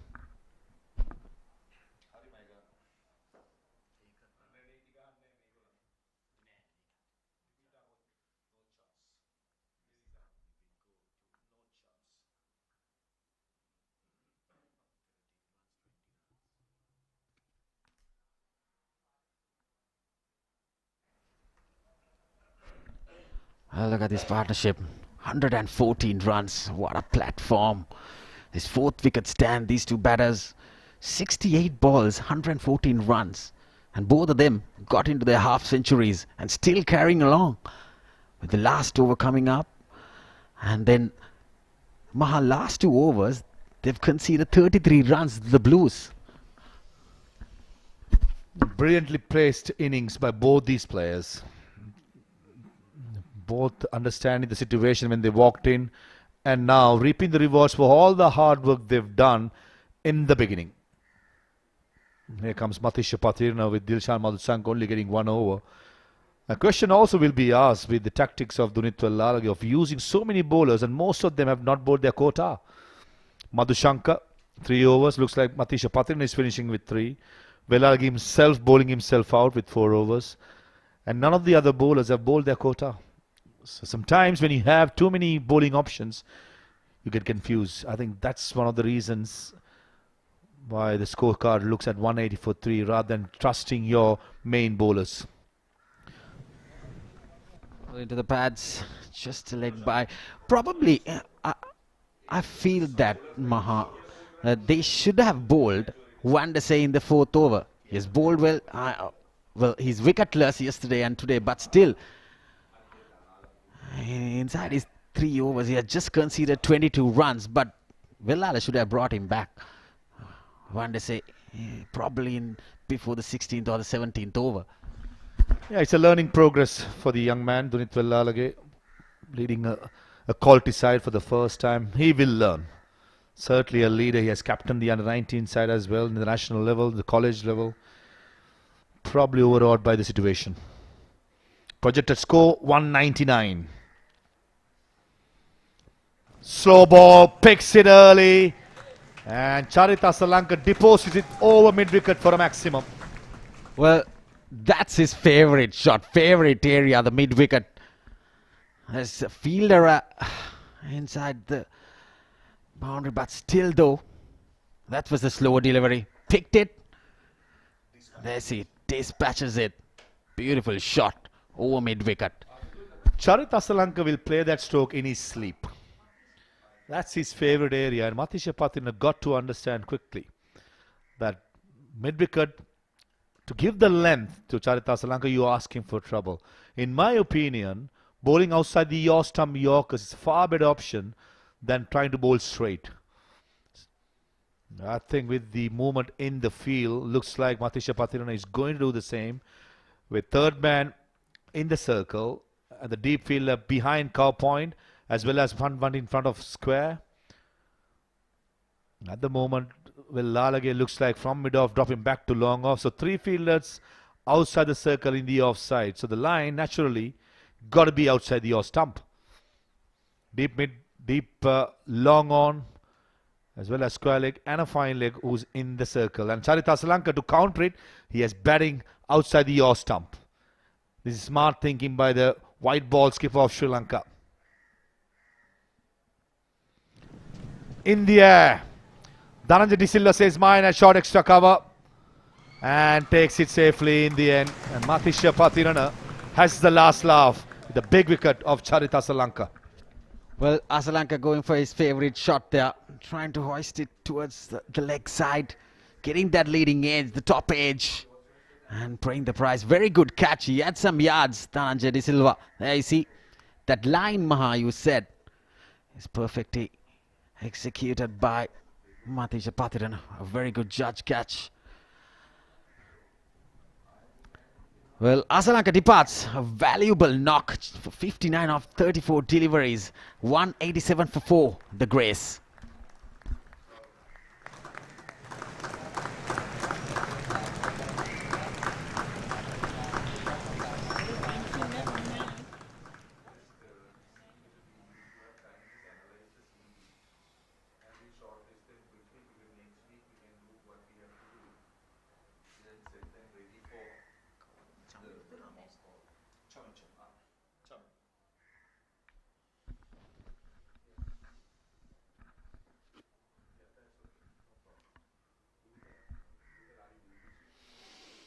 Now finally, Charit Asalanka departs 59 of 34, but Nuwandu Fernando Hicks carrying on. He's been joined by the new batsman, Chamindu Wickramasinghe. He too can hit the long ball. And Matisha Patirana looks like he's going to attack with the same field setting. Shot. First ball. Oh, extra covers. No sided needed. Goes sort of flat boundary. Well, overpitched with an offer. There's one fielder at the extra cover, but all the other fielders, apart from the long off fielder, is behind square. It's a huge gap. Rajiv, when you bowl in death bowling, misses the length fractionally, you go the distance. That was the mistake Matisha Patirana did. The line was good, but the length was about 10 inches short. Much better. Probably a slow delivery, squeezed away for a single. Keeping it just for a single this occasion. Now the right-hander in. He was bowling outside the off stump, those Yorkers. That line which created the dismissal of Charit Asalanka. The last ball coming up in GREYS in his water mammoth score. Maha, yesterday you mentioned 180. They've got 190 plus today. I said 170 today. Quite happy. Batting effort was really good. Initially lost 3 wickets, but then rebuilding was done by Charit and Nuwandu Fernando, who's still going strong. Here comes the last ball, mid-off in the circle. Cannot outside the yaw stump, Matisha Patirana. I reckon looking at this field, it's got to be straight and full. Sweeper cover, third man, fine leg, deep square leg, behind square, as well as a long on. The 5 fielders outside the circle. Bouncer. This is good stuff. Don't think anyone expected, least expected by Nuwandu Fernando. Ends the 20th over with a bouncer, with the GREYS finishing up on 92 for 4, which I feel will take some chasing by the Blues. Well, precious dot delivery in the last ball, but yet 12 runs coming off it. Well, Nuwandu Fernando, he was unbeaten. And I see the shortest delivery into the pitch. He was trying that scoop, trying that guide towards the third man region. Well, outstanding effort by the GREYS to get to 192 for 4. After being put into bat, GREYS, they lost the wickets of Dinesh Chandimal and Dikwela quite cheaply. Lairudara batted well for his 41, and then came the big partnership between Nuwandu and Charit. Charit scored 59. Nuwandu remained on 70, not out of 52 deliveries, with Chamindu Wickramasinghe finishing with 5 of 2 to end 192 for 4 in the allotted 20 overs. Well, the bowling card, they got some beating. Well, Dhananjay De Silva, top of the list. 2 overs, 14 runs for just 1 wicket. Probably very economical. But Jeffrey Van der Sey, I feel that he should bowl out his 4 overs. Just 22 runs in the 3 overs that he bowled. But apart from that, well, the other bowlers going for plenty of runs. Look at that partnership. The 4th wicket stand. The fall of wickets was when they were 3 for 65.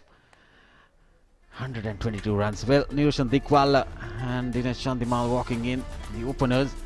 Well, look at this delivery. Well, snorter, like Maha said. Beautiful delivery to get rid of Chandimal. Golden duck for him. Well, Dikwala got to a bright start, but couldn't carry on, couldn't capitalize the innings. He got 2 freebies on towards the leg side. Well, this time off his pads. Well, he was disappointed, was not happy. Then Lahirudar walked into the crease. Well, some innovating batting. And Noone Fernando, they had a slight partnership. And there you see, off the pads, some boundaries came in. They were trying, they were eyeing that score of 170 plus probably. And that was a brilliant shot of Lahirudara. Same area, but different stroke. And this time Van der Sey getting this is the one, this is the wicket. Akira Dhananjay getting rid of Lahirudara. Then this partnership walked in. These 2 batters, brilliant. Yeah, did the hard yards by milking those singles. Once into 2s were converted as well. And then when it comes to the latter part of the innings, all the hard work they did in the middle overs, they just wanted to enjoy themselves. And the shot of the day down the track against the right arm leg spinner, meeting the long on fielder. Punit Vellala trying to go for a Yorker, missed the length that should have been taken. Dhananjay De Silva missed it, and that stroke over extra cover bought the half century of Noone Fernando. The right next delivery, he scores it past for a boundary as well. Charlie Tasalanka was good as down the leg side. This boundary bought his half century. And overall, Noone Fernando and Charlie Tasalanka in their home conditions, both the players playing for Singley Sports Club, they had a field day. That went a mile. Slow ball picked up pretty early by Charit. Right next delivery, a length ball skied it in the air, and Dhananjay De Silva does the rest with a good catch. First ball of Chamindu Wickramasinghe over extra cover to end the innings on 192 for 4 in the allotted 20 overs. The target for the Blues, 193 to win in 20 overs. That will take some chasing, especially considering they lost the game yesterday. And we'll be coming back very shortly with the chase.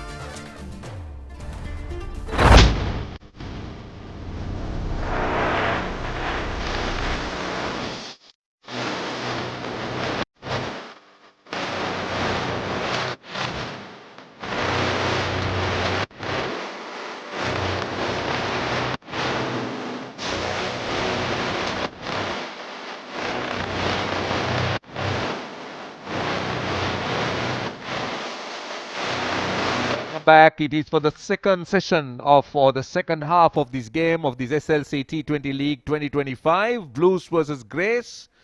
GREYS put into bat. They came up with an absolutely spanking performance, running up a massive first inning score and making 192 for 4. Niroshan Dikwella, one of the openers with Dinesh Chandimal. And Chandimal was done by a brilliant Yorker from the left-armer Madhushankar. So the Blues set the tone with that wicket, but I'm afraid just could not maintain that momentum. Niroshan Dikwella threatened, played the usual Dikwella innings before he played on, in fact off the pad. And then Lahiru Dara, amazing selection of stroke play, but absolutely effective. Went after Dunit Vellalage and was also very lucky when he swung hard, but it was all runs for the NCC right-hander. Played some delicate and sumptuous reverse sweep, some lovely drives, Lahiru Dara, and then was very quick on anything short before he was done by Akila Dhananjay's slightly slower delivery, miscuing a sweep. Runs continued to flow. Asalanka was the next batter. Nuanudu Fernando and Asalanka together really played some brilliant strokes, taking on the bowling, never letting them settle. Some lovely touch shots, a lot of power, and also picking those gaps, and sometimes lucky. Yeah, power and finesse. Both these batters weathered the initial storm by doing the hard yards, and at the last bit, in the last 5 overs or so, they were reaping the rewards with some excellent hitting, especially Nuanudu Fernando. Whenever he's going through the offside, looks such an elegant player. Charit Asalanka, we've seen over the years the damage he can do in the death overs. A couple of lusty hits that went over extra cover for a couple of bouncers to the boundary. Safe shot with a square leg in the circle. Picked up the slow ball and dispatches it over mid-wicket. And all in all, it's a good sign for Sri Lanka cricket with both these batters are in good form. And Charit Asalanka finally perishes, trying to go over mid-wicket with Dhananjay De Silva taking a very good catch. First ball, no siders needed, over extra cover by Chamidu. And the GREYS finished their innings on 192. Well, that's what they need, 193 of 120. Now that's going to be a fairly challenging task for the batters when you have the likes of Mahesh Theekshana with the ball in hand, looking to start proceedings. But Pathum Nissanka and Vishen Halmage, Halmage of course an exciting young prospect, Pathum Nissanka, the proven and the experienced campaigner, got off to a good start yesterday but just couldn't carry on with the momentum. Right, we're ready for the first ball. Here comes Theekshana, Mahesh Theekshana. Delivers those mystery deliveries. Very good with the new ball and bowls extremely well in the power plays. First up, some swing for Mahesh Theekshana. Pathum Nissanka would have faced him 1,000 times in the nets, but it's a different ball game when you're playing a competitive.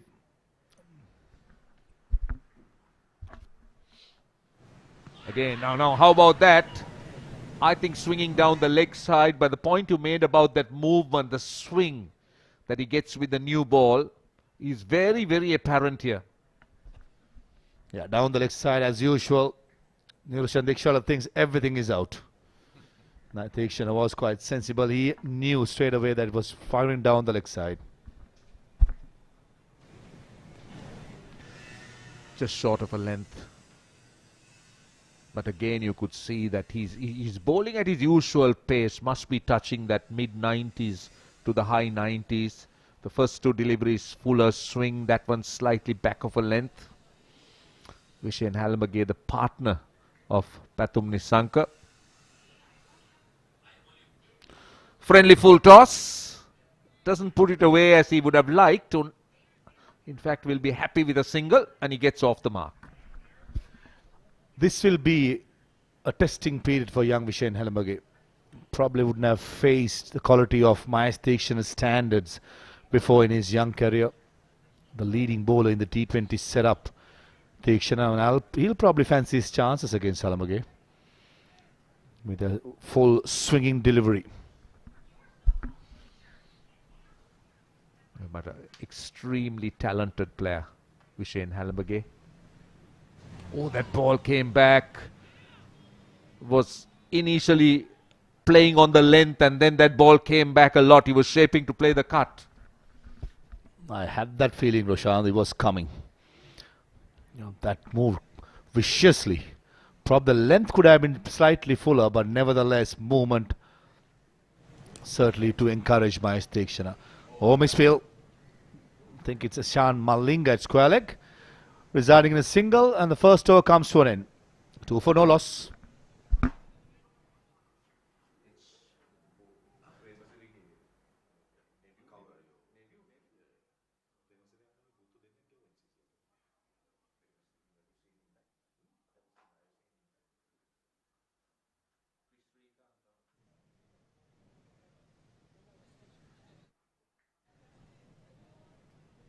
Right, it's good to see a few spectators turning up. That is very encouraging. I know this game is shown across lots of platforms in Sri Lanka and outside Sri Lanka. And we do have some spectators that have turned up. Right, Hallenberg on strike to take on another experienced campaigner in Binura Fernando. Very, very competitive and highly experienced. Short third and short fine. Inside the 30-yard circle. Backward square leg is out on the boundary. Backward point on the boundary. Starts off with that leg stump line. But again, that's his signature length, which is just back of a length. Just a line slightly towards the leg stump. Raghav Rambo into the attack. Puts a smile on Roshan Abhisingh's face. Probably the length was on the shorter side, Roshan. You know him better than me. What should he do to get the swing back? Well, you're the expert. You know fast bowling. I'll leave that to you. But all we know is that this is how Binura bowls. Well bowled.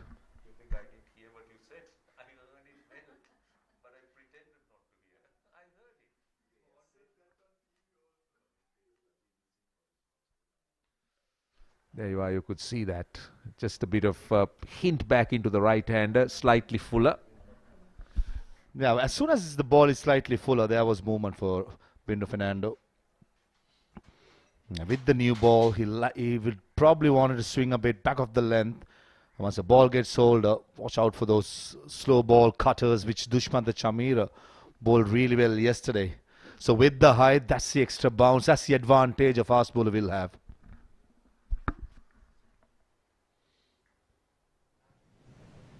Again, slightly quicker, but again that movement back into the right-hander. Hallenberg obviously must be nervous. I mean, playing at the highest level, being looked at by, under the selector's radar, and obviously feeling the pressure. So I'm not surprised if he's a little bit nervous, or he looks nervous, to be honest. I think he shouldn't be overawed by the situation. Yes, he made a name for himself in the Major League T20. This runs been scored in the semi-final and the final when the games were telecasted.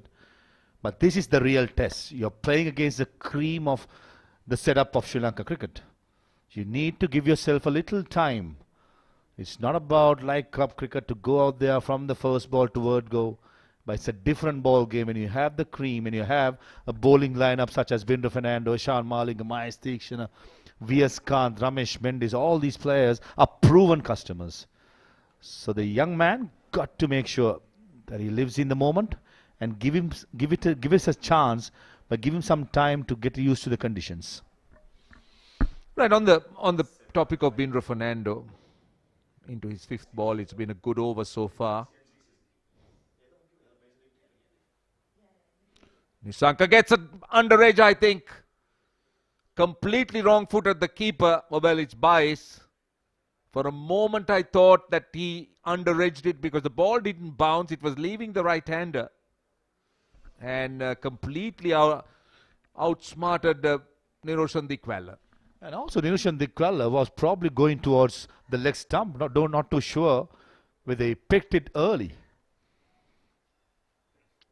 That was a huge swing by Pathum Nissanka. He swung off the length rather than line.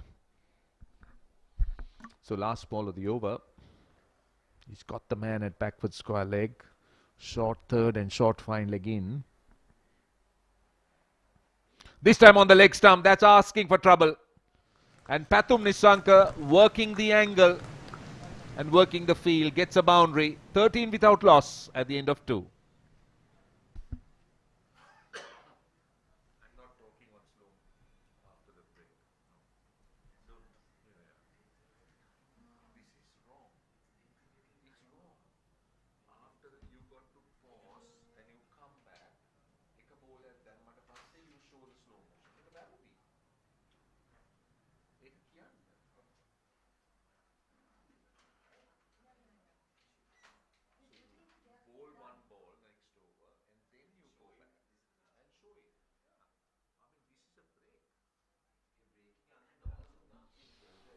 Right, Tikshana continues.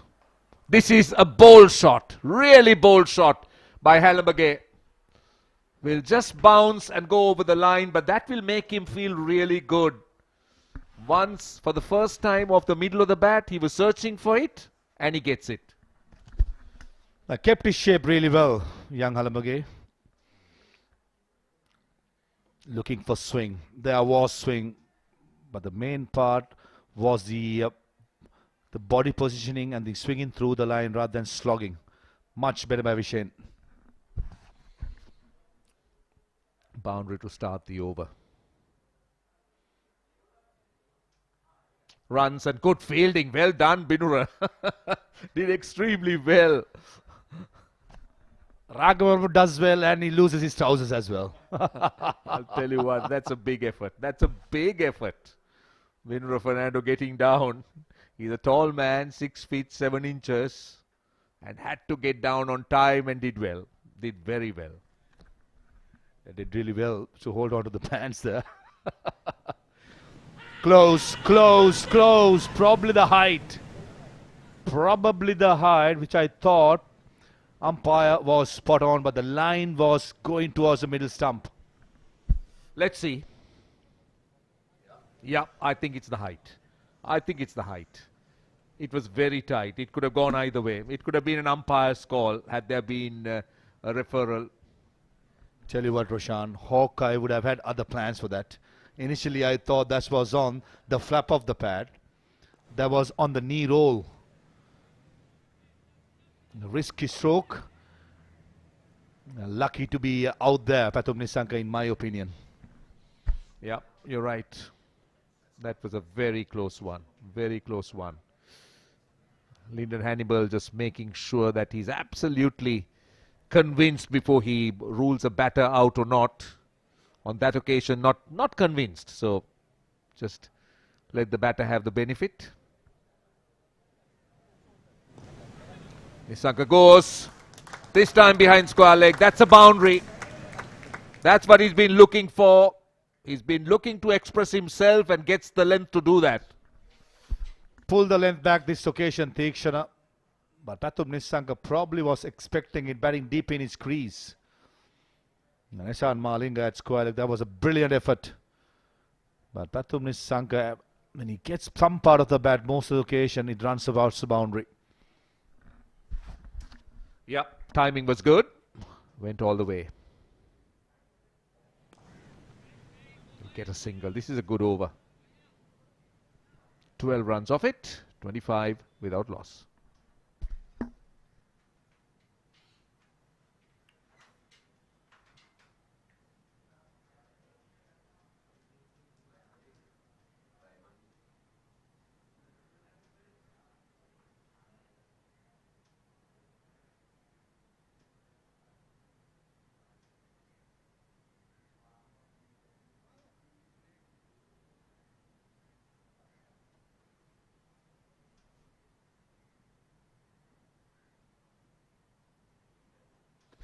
.25 without loss. 3 overs bowled. Binra Fernando will continue. Pathum Nissanka 12 of 12. Vishen Halambage just getting into his stride. He's made 8 of 6. It's on the subject of Binura, that which I was trying to touch on. We'll talk about it after this ball.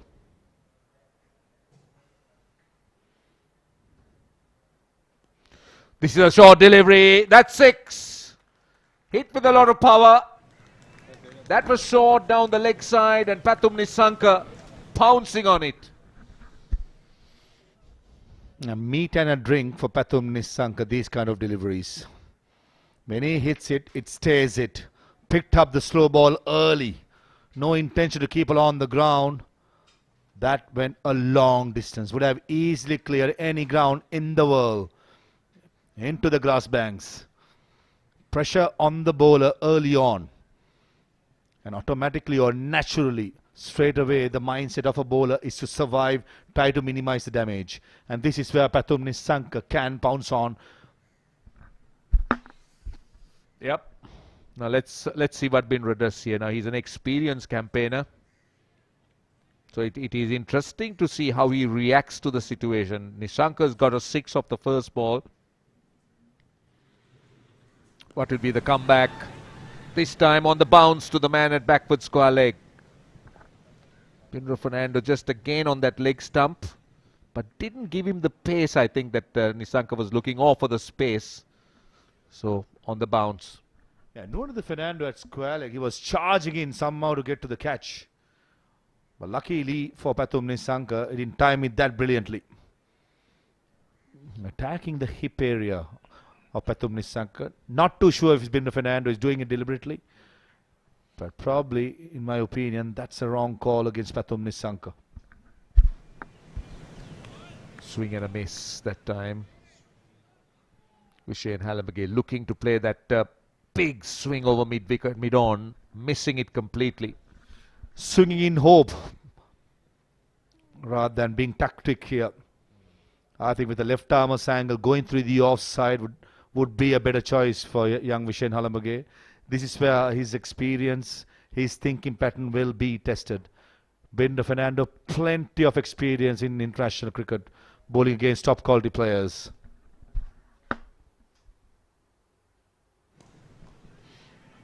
Well, he's come back strongly. He's given us 6 of the first deliveries, and the next 3 deliveries has just yielded a single, which is a good comeback. Indeed. And the 2 deliveries to Vishen Halabage has been seam up with pace. I will not be surprised if the next delivery is the leg cutter or the cutter into the pitch, which grips a bit, going away from the right hander. And this is where I think Vishen Halabage can predict a little bit. Be a bit smart. If you want to go big, try and open up the offside by giving yourself some room. This time, he will get it over mid-wicket. And it will run away to the boundary. That was banged in short. And Halabage enjoyed it. A slow ball was quite evident, wasn't it? No place to work with, and Vishen Halabage again, just like Pathum Nissanka, batting deep in his crease, trying to get that advantage. Take a look at that, almost stepping onto his thumbs. Certainly that will be a feel-good factor for Vishen Halabage against Binra Fernando. He got to continue. You cannot just ask Pathum Nissanka to score the 4s and 6s. Vishen Halabage too got to make sure that whenever the situation or the opportunity given to take it. Well bowled. Well bowled. Slower, fuller. Completely deceived him. 4 overs done. The Blues are 36 without loss.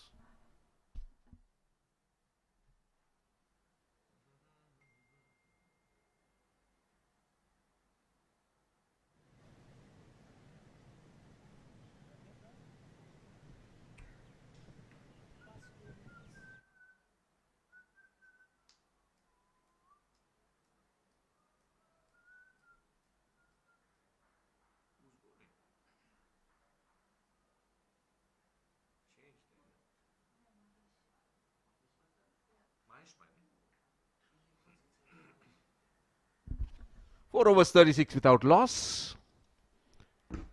Nissanka 19, Halabage 12. Now this is interesting. Don't see this happen too often. A third over in the power power play for Mahesh Deekshana. Generally would bowl 2 overs and hold it back and maybe bowl towards the end or maybe an over in the middle. Oh, very nearly on the bounce this time. They run a single very nearly. The plan to bowl Mahesh Deekshana paid dividends. Yeah, almost carried to Dinesh Chandimal, who I thought picked the ball pretty late. If he had seen the ball earlier, would have kept 1 foot in front and could have gone for the catch rather than taking it on the half volley. But when it comes to Charith Asalanka, I think the options was to get a fast bowler in Esan Malinga, where you're probably taking a risk against Pathum Nissanka, who loves space. And the other two spinners, V.S. Khan, probably not suited to bowl in the power play, as well as Ramesh Bendis being an off spinner. Chamidu Wickramasinghe the other option. So I think when in doubt, go for your best bowler. That's Mahesh Deekshana. Let's see. Yeah, that seems to be the plan, but then he will also have to have some kind of backup going into the last or the second stage if the Blues get off to a good start. So it's all a thinking game for the captain. Short ball, not in control. This should be taken. Yes, it's taken in the deep. That's Eshan Malinga who takes the catch. And the plan of bowling that extra over has worked. Mahesh Deekshana has struck. And also bowling not full, with mid-on, mid-off both in the circle. It's quite evident the length is going to be on the shorter side. Pathum Nissanka probably thought that it'll be a bluff with the ball pitching up. Not this occasion. Pace on. And Esan Malinga never easy running towards the ball, coming front about 30 yards. Safe as houses. Big wicket of Nissanka, gone for 20 of 16. It's 38 for 1.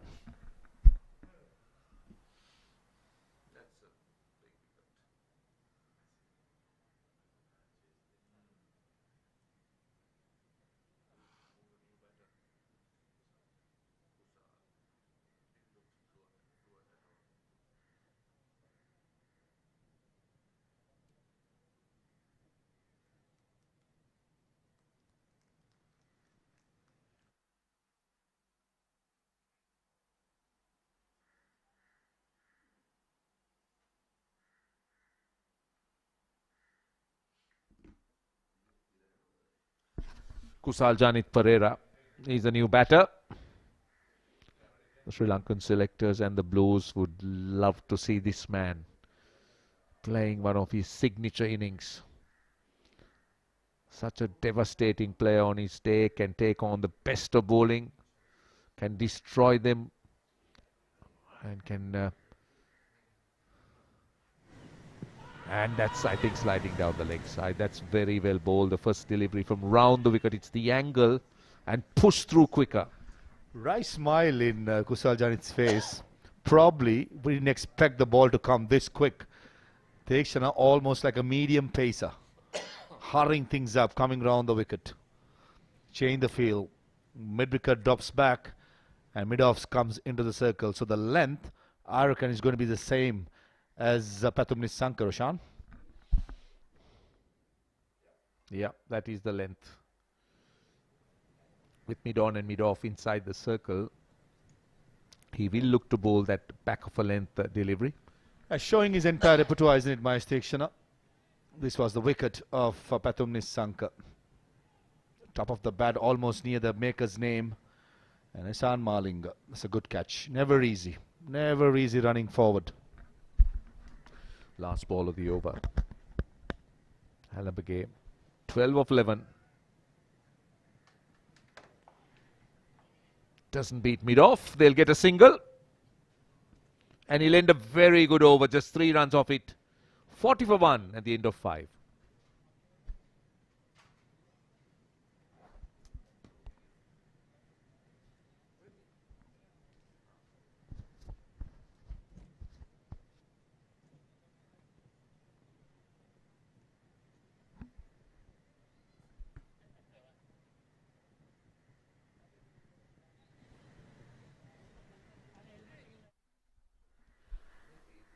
Well, that's the batting card. Pathum Nissanka was dismissed by Mahesh Deekshana. Charit Asalanka taking that gamble, bowling the third over inside the power play. So last over coming up in the power play. Ishan Malinga into the attack.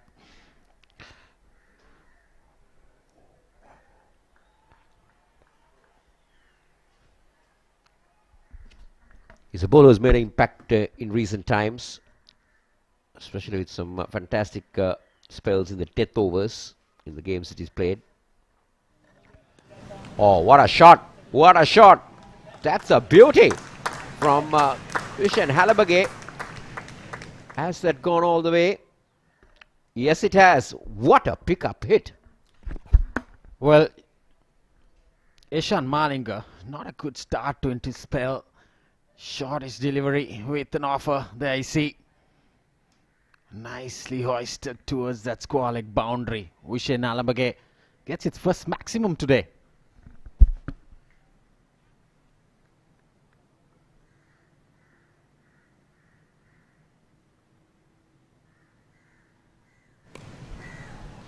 Another one, slowest delivery over mid-on. Another boundary. This is going to be very expensive. With that boundary, brings the 50-run mark for the Blues. Well, Ishan Malinga is definitely not having a good outing so far. First two balls gone for 10 runs. Slower delivery, but this man's got a lot of power. And he's a very bottom hand heavy player, Rajiv. Did you see that bat turning? But still there was some meat. Well, this time straight through the line. Well, what a shot that is. Vishen Halabage is on fire. This is Vishen Halabage for you. We saw him do this in the major club 50-over encounter and in a couple of T20 games. This is why he's here today in this Blues team. Take a look at this again. Ishan Malinga goes full this time. Look at that. Stand and deliver. Beautiful. Look at the follow through. Well, that hands on the line of the delivery. Well, this time pulled handsomely. Well, how expensive is this over? 22 runs coming off the first 4 deliveries, the last over of this power play. But still, well, Vishen Halabage. I'll tell you one thing, Rajiv, power play or whatever, these are clean hits. Look at that.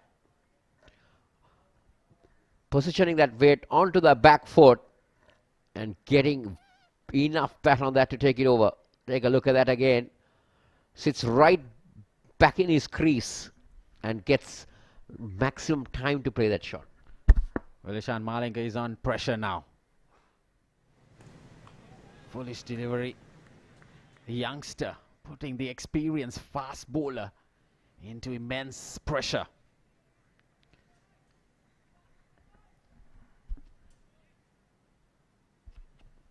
Well, Halabage suddenly, look at his strike rate. It has creeped to more than 200.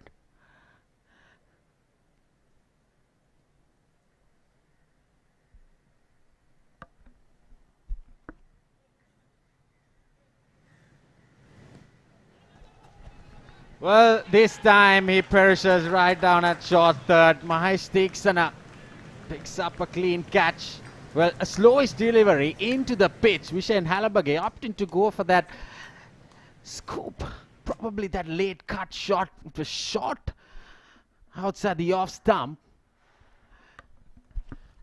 It is bowled into the pitch. Halabage trying to play the uppercut, you could call it. But didn't get the middle of the bat and just found the field at short third man. He would be disappointed because he had enough runs taken on that over. He should have easily let that go. But Halabage goes for 35. Caught Theekshana, bowl Ishan Malinga. It's 62 for 2.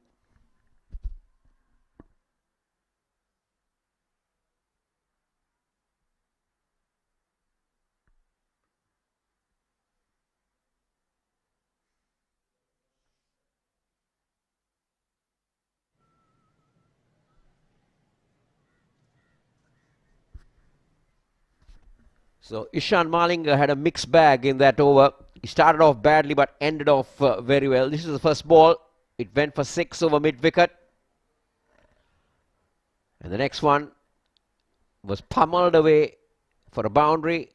I thought that was the shot of the day. And then a little bit of Desmond Haynes coming into play. And then the last ball, this happened. A very good catch. Had shot third from Mahesh Dikshana. So he took his man somehow after conceding 22 runs.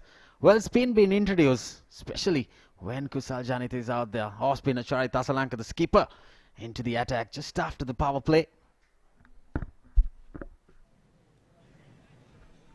Nice sliders. Not turn at all. Just another single for Kusal. So these two batters, the most experienced out of the batting lineup for the Blues. Well, familiar two names. They opened the innings for Sri Lanka. Upul Tarangda.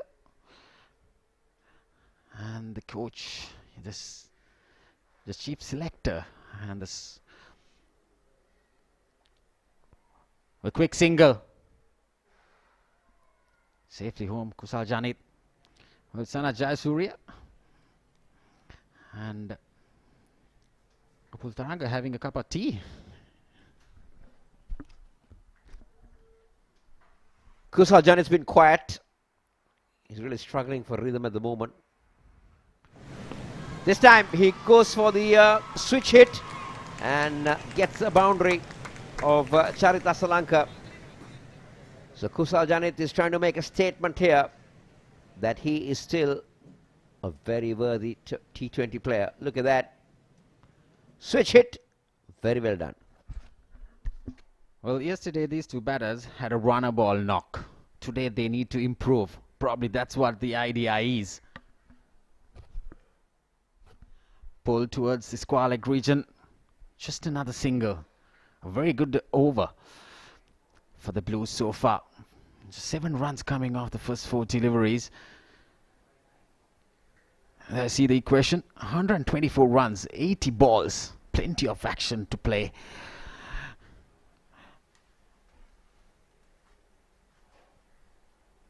Well, there are 10 runs almost per over now.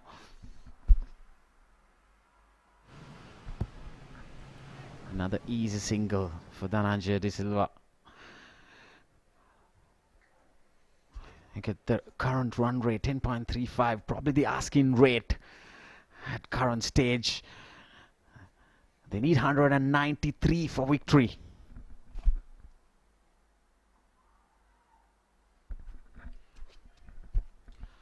So dot ball to end the 7th over. Blues 70 for 2.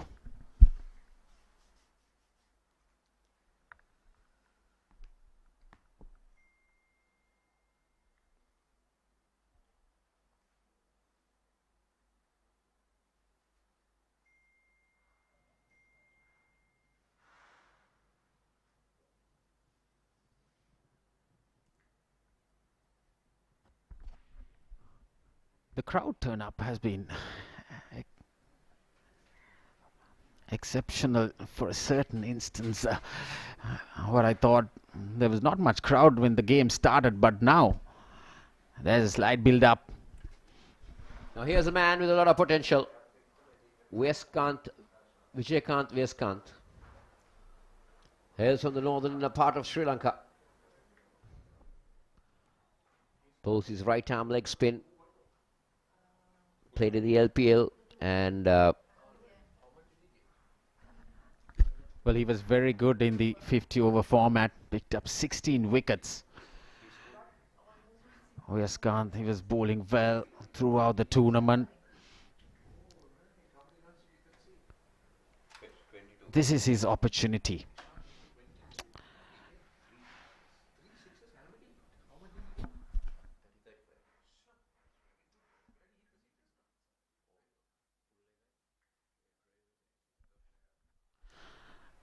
Running the first run hard. Well, just a single.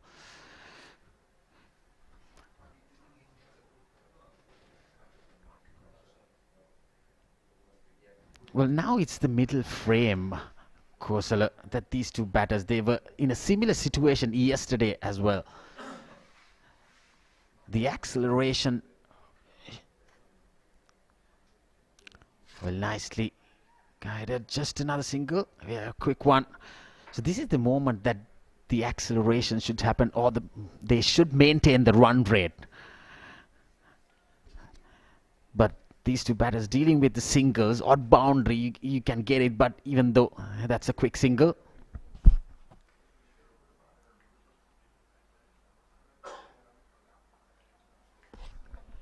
Well swept nicely from Kusal Janit. Well, what Blues need to identify here is they need to do it in patches. We're into the 8th over.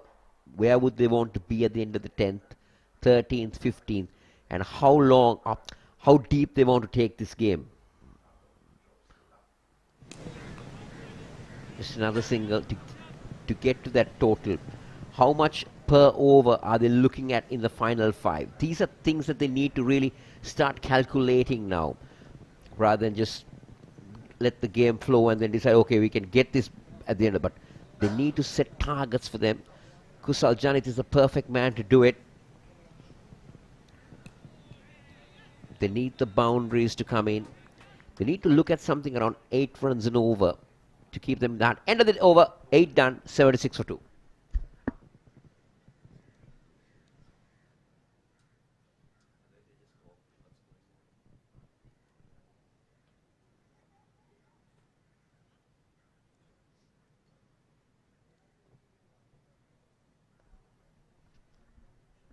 The bowling so far for the Greys, they've used 5 bowlers. There's a wicket apiece for Mahesh Deekshana and Charit Asalanka. Ishan Malinga, but they've been expensive. Asalanka will start a fresh over. Now what does Kusal Janit do?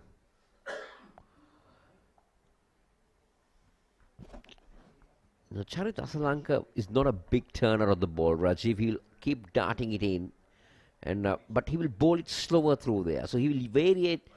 The variation comes from Charit is where the speeds, the delivery points, those are the things that he will really work on.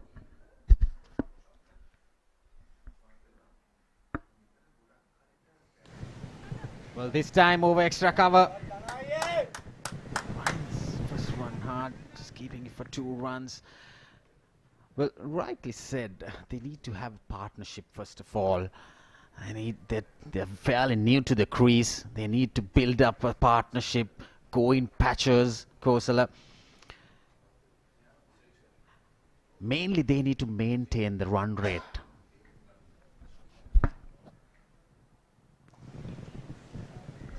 That's a short delivery. Nicely pulled towards the long on region rather.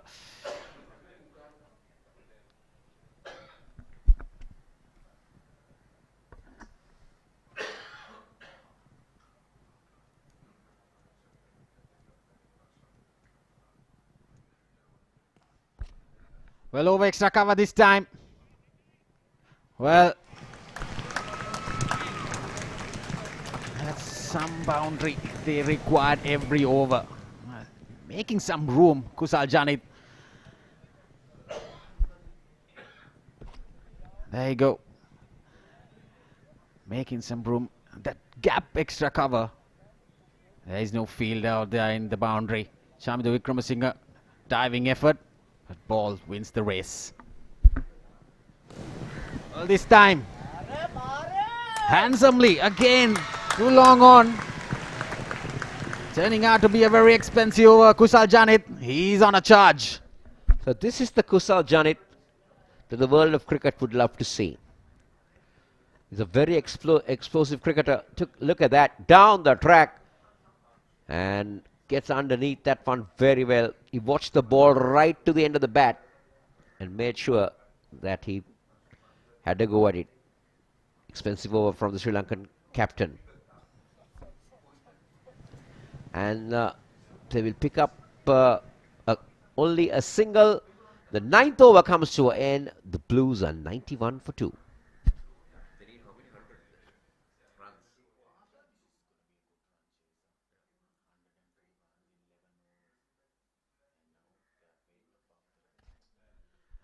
Well, 102 runs, 66 balls. Required rate has dropped down 9.27. Well, Kosala, we've got a game in our hands. If Kusal Janit can continue, well, You see, yes, we do have a game on hand, but they need to keep this momentum going. They need to put the bowling side under pressure. And again, Kusal Janit goes over the infield. Oh, that should have been taken. Is it Ishan Malinga, the fielder? How costly can this be, Rajiv? well, it's going to cost a lot for the Greys. They are looking for a wicket in this middle frame. Well, Viaskant, he had a good start.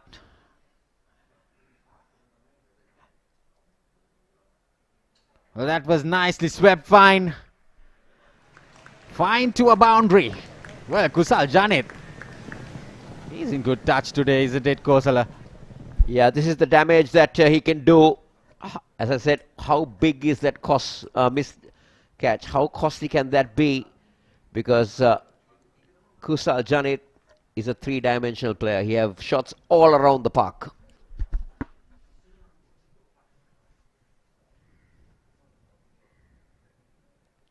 Like Roshan said, he can be devastating on his day.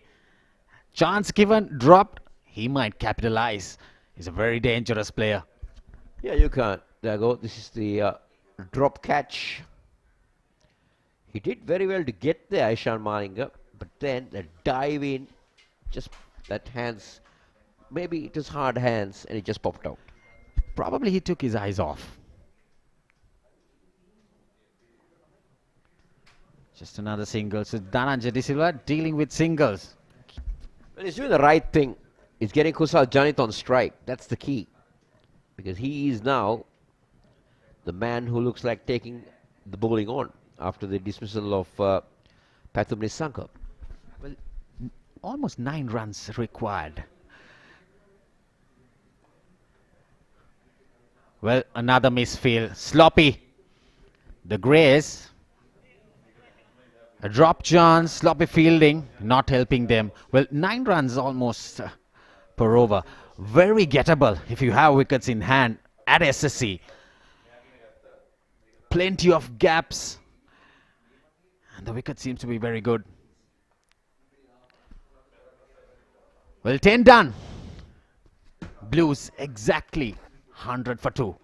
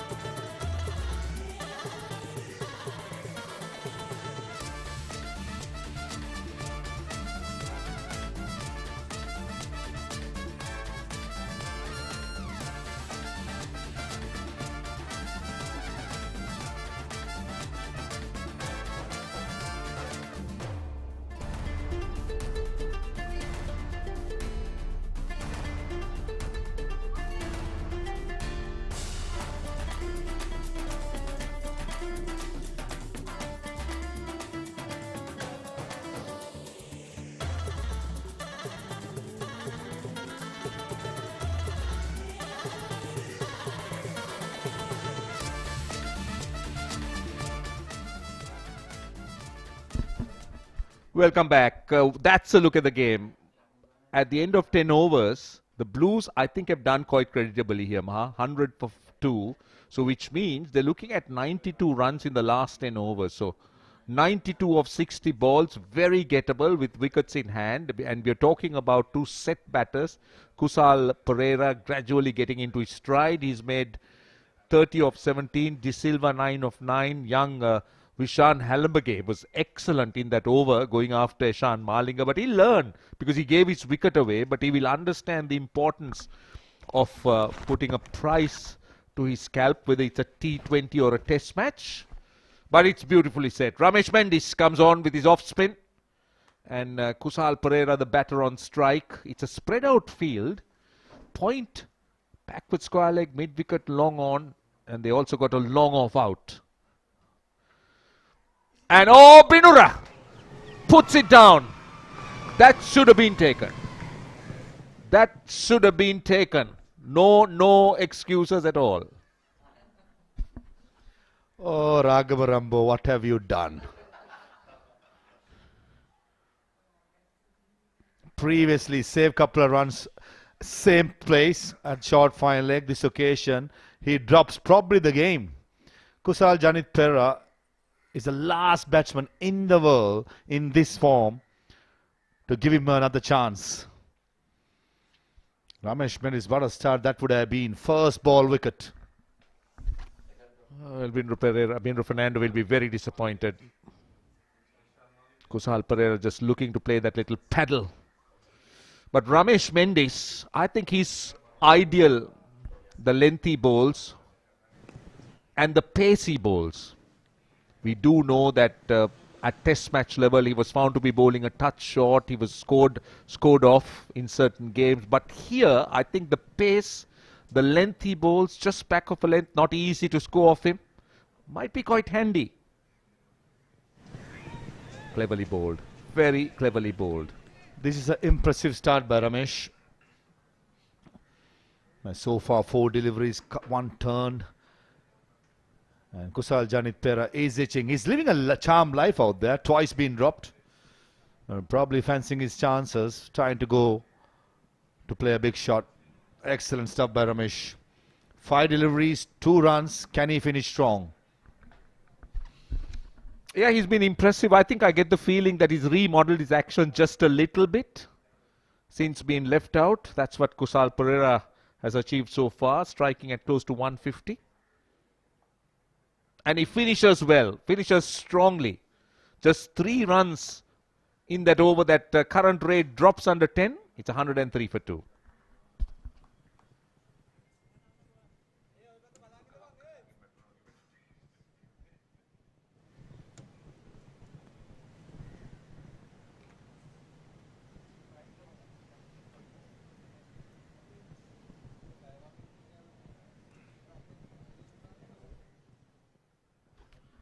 Right, you spoke about Kusal Pereira living a charmed life. This is that first chance.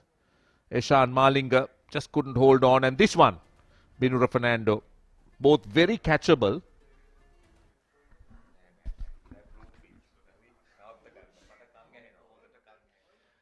Eshan Malinga, very expensive in his first over, went for 22 runs. He's back in the attack. Expect plenty of slow deliveries against Kusal Janit Pereira. And you've got to be careful with the length as well, with the mid-off in the circle. Now that's something Chamik Kararatna did against Kusal Janit Pereira yesterday. And looks like Eshan Malinga has taken a leaf out of that. First ball into the pitch, just a single. Well, I'm sure someone like Eshan Malinga will know how to handle situations like this because he's been exposed not just internationally, but also to one of the toughest leagues in the IPL. This is that last delivery. So this is how he will prove to everyone. We'll come to that. Over extra cover, that's 4. That is going to go to the boundary. No stopping that. That stood up. And Dhananjay De Silva rode the bounce quite well and hit it over extra cover. A high quality stroke on the up through the offside. Probably picked the slow ball early by DDS. And not the best of day for Ishan Malinga so far. Yeah, I was about to say, it's interesting to see how he will react to this situation, considering that he's played in scenarios like this. That's gone Fuller. This time he's got cover on the boundary at deep mid-wicket. So he's conceded 6 runs of the first 3 deliveries. Now this is, if you look at your screen, 84 or 51, that's very gettable if you have wickets in hand in the modern game. Modern T20, it's very gettable. You get 1 big over out of these 51 balls and you're in the game. So you got to keep an eye on balls versus runs. That's the key as far as I'm concerned for the Blues as they chase. This time, down to deep cover. Will this be taken? Yes, it is! Brilliant catch. Going into Fernando. Running in from cover. Well, Bindura Fernando will breathe a sigh of relief, and so will the rest of the Greens. That is an outstanding catch. Lived the charm life, Kusal Janit Perra. It took a fantastic catch by Nuno Fernando to finish his innings. Ihsan Malinga himself dropped Kusal Janit Perra at long off. And this running forward, one for the photograph, and I'm pretty sure the photographers would have taken some clicks of that. Perra, a useful contribution of 33 comes to an end. It's 109 for 3.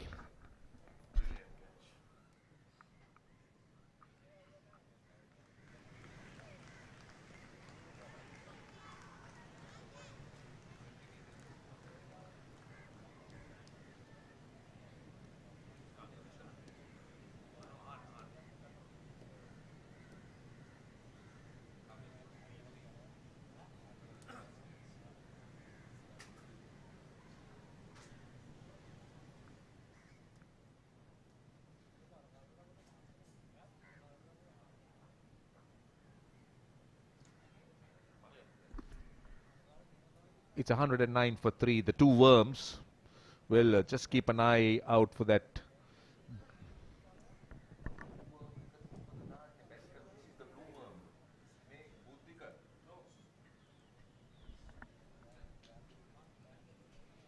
$109 for 3.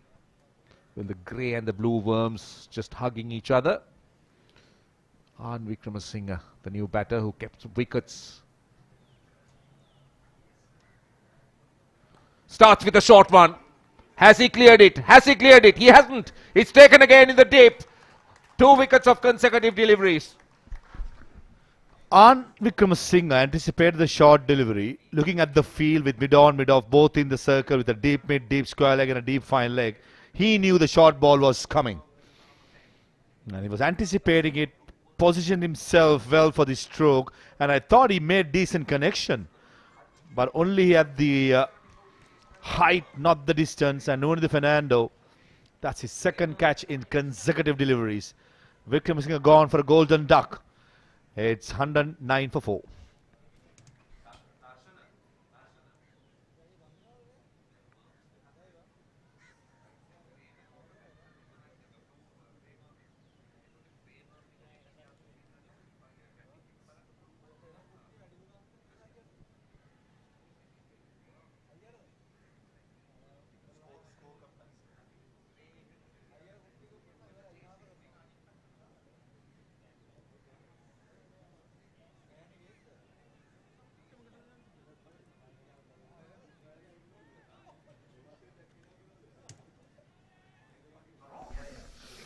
Dasun Chanaka comes out to bat at number 6, and Ihsan Malinga is on a hat-trick. Score comparison at the moment, the Blues are sitting pretty, but they're losing wickets in a heap. Here comes Ihsan Malinga for Dasun Chanaka. Again, the short delivery. Gets a single. He was on a hat-trick. It's a very good comeback by Ihsan Malinga. Went for 22. Was taken apart and then immediately gets a wicket. 110 for 4. 2 wickets in the over.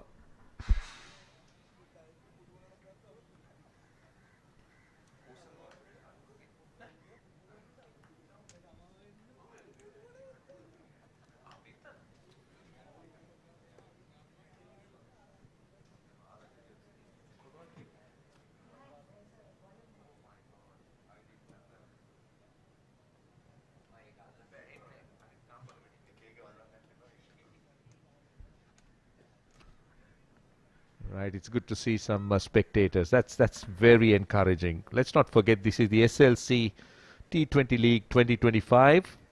3 teams, 3 top teams. Ramesh Mendis had a very good first over, just 3 runs. Could have had a wicket. Comes on.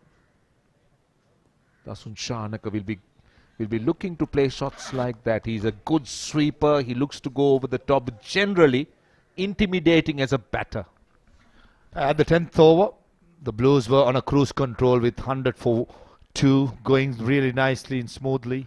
And all of a sudden, 2 overs, 10 runs and 2 wickets, putting in the break. Ramesh Mendis was very unlucky that he didn't have the first wicket in his first over of Kusal Janit Perera. Last wicket, on Vikramasinghe, trying to go over square leg. Gives a catch to Tony the Fernando, take it with ease. Now much will depend on this pair. It will be more consolidation. They are into the 13th over. So I believe the Blues would want to get as deep as possible with this partnership. Maybe get to about the 15th or 16th over. And then assess. Maybe last 4 overs, 24 balls. If we have about 50 runs to chase with wickets in hand, they'll be fancying their chances. But they'll need at least Dasun Shanaka to be there, preferably Dasun Shanaka. Yeah, Dasun Shanaka, I would like to see him taking probably 5 to 8 deliveries to get himself. He knows the conditions, just like his backyard, the SSC. And no one in Sri Lanka hits the ball cleanly than Dasun Shanaka. To do that, give yourself a chance. If he does it, I think Blues are well in the race to win this game. If not, only with Dunit Vellalage, there are second nice batsmen to come, and the rest of the bowlers, they're asking for trouble. Poor delivery, dealt with ease by Dasun Shanaka. Not too sure what Ramesh Mendis was trying to bowl, but that was very, very poor. Absolutely right. It confused me too, just wondering what he tried to do. I'm just wondering whether it just slipped out of his hand, because he dragged it down so much that Dasun Shanaka just had to pivot and help it on its way behind square leg. That was a poor delivery. That was a really poor delivery. Slower, better line.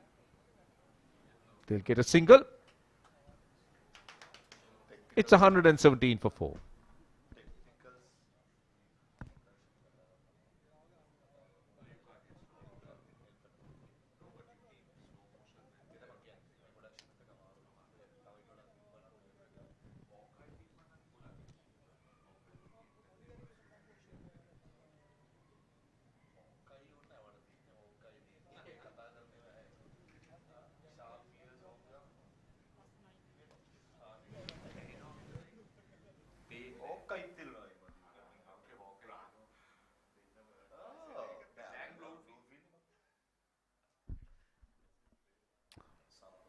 Viaskanth starts off with the delivery full outside the leg stump. Now Dasun Shanaka, expect him to play shots like this. He will look to put the bowler off his line and length and starts off very, very effectively. Charita Salanka knows the struggle in the past Dasun Shanaka has had with a leg spinner. Brings Viaskanth, and the very first ball of this over goes to the boundary. Into his third over, first couple of overs, Viaskanth was impressive. I think he got to slow down a little bit rather than firing it in, Viaskanth. Just like that, much better. Amazing story of Viaskanth, isn't it? Played in the inaugural LPL, remember, coming in as a youngster, was picked from virtually being unknown. There goes the sweep again. This time he's got a man at fine leg. So remember bowling, I think was he bowling to Andre Russell when he had Andre Russell caught in the deep, and that was the big moment in his career. I'm sure to dismiss somebody like him would have given him so much of confidence. And then has had outings with IPL teams, has played LPL regularly, has done well for himself.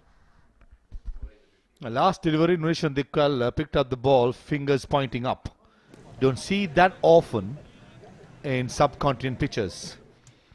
And that's a hallmark of a leg spinner who trusts the bounce and extracts bounce from any surface. With Dasun Shanaka, I think he has a predetermined plan to sweep the leg spinner. The 2 deliveries he faced against V.S. Kant, swept, not the third one. Excellent over. Just 7 runs from the 14th. He's 124 for 4.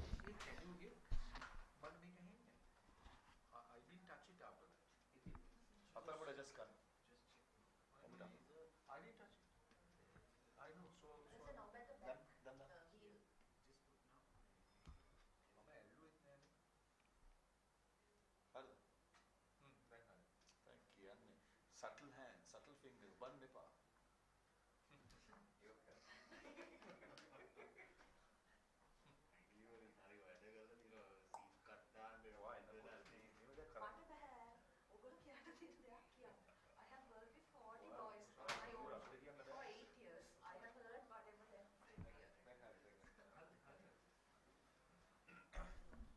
$124 for 4. We're down to the last 6 overs. So we're talking about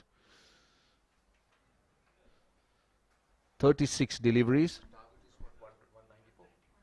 And we're talking about 70 runs, 69 runs. Ishan Malinga 3 for 29 in 2 overs. That's over the fielder. That's over short fine leg. Again, a good start to the over. This is what the Blues need. They need to start strong and then they can milk the bowler. Ishan Malinga going down the leg side and Dasun Shanaka cashing in. Poor delivery, and Raghav Rambo was the tallest fielder in the field. He almost had it. Brilliant attempt, isn't it? Acrobatic. Good for him. Really good for him.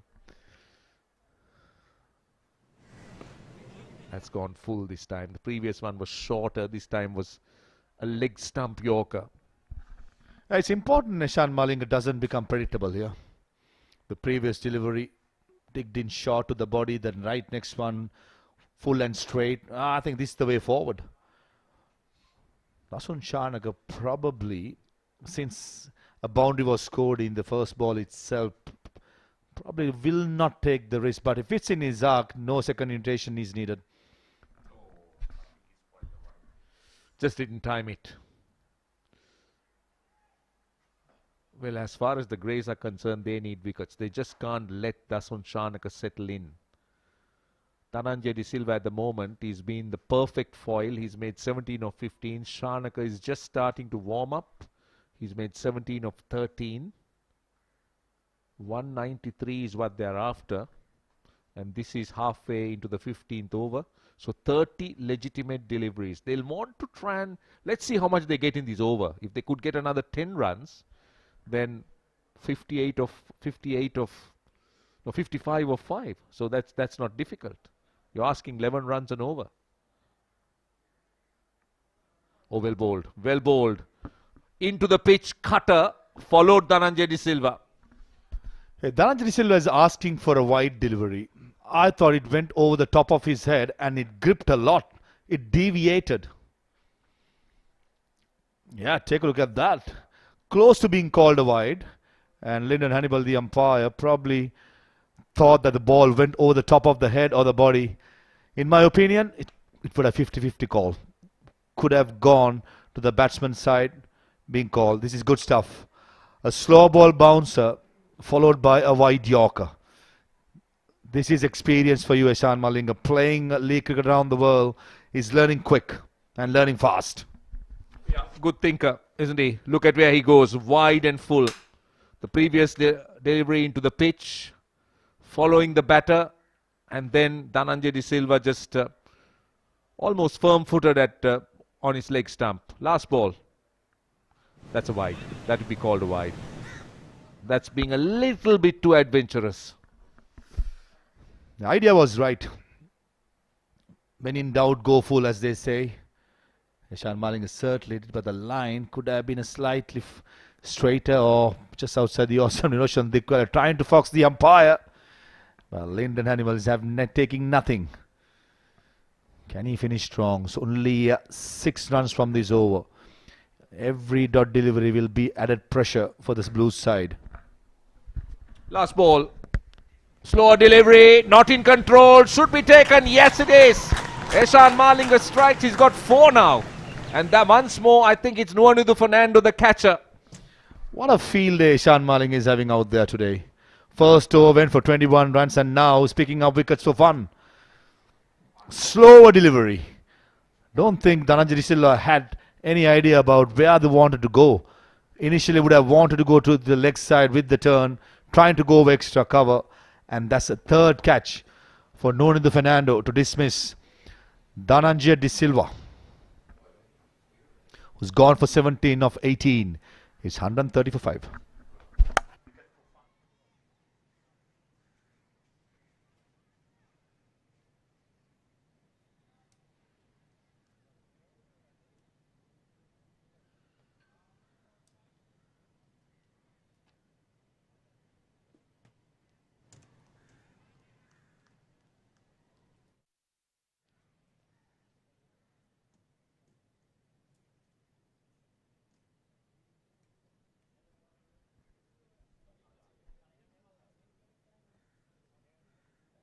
So they need 63 from the remaining 5 overs. 30 balls to get 63. It's just over 12 runs and over. In the modern day of the game, it's always gettable when you have wickets in hand and when you have Dasun Shanaka out there in the centre. Mahesh Deekshana is into the attack.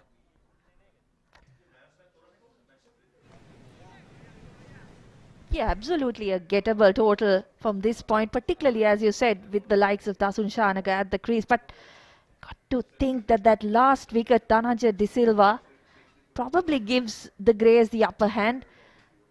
And that you've got to say, that's the advantage when you get a total like 192. You're always in the game.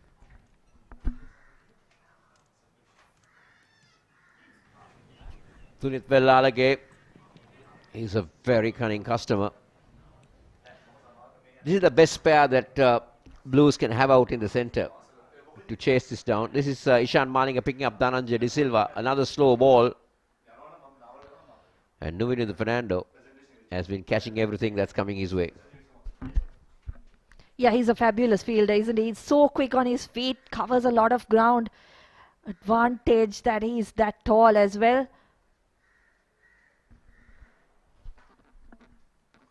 Full toss. But Dasun Shanaka will be very disappointed. He'll come back for 2. But he should have put that one away. Yeah, those are the deliveries that he has to take advantage of.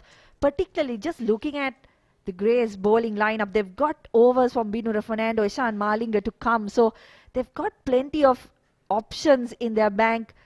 So when a good bowler like Deekshana gives you those opportunities, you have to make the most of it. So we had 5 runs off the first 4 deliveries. Now what does Dunit Vellalage do? He's not been in the best of forms recently.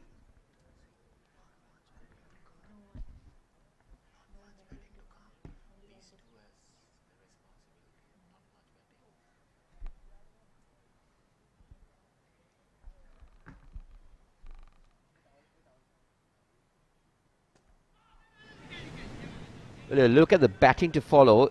They don't have much to talk about. They got Dilshan Madhushankar, Matisha Pathirana, Jeffrey Van der Sey, and Akila Dhananjay. So Akila Dhananjay can handle the bat, but this will be the pair if they will take Blues to victory.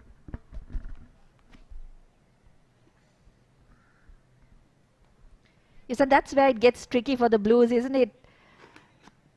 They have to score at 10 to 12 runs and over, but at the same time, they have to ensure that they don't lose wickets.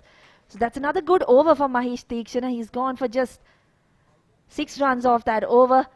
End of the 16th, the Blues 136 for 5.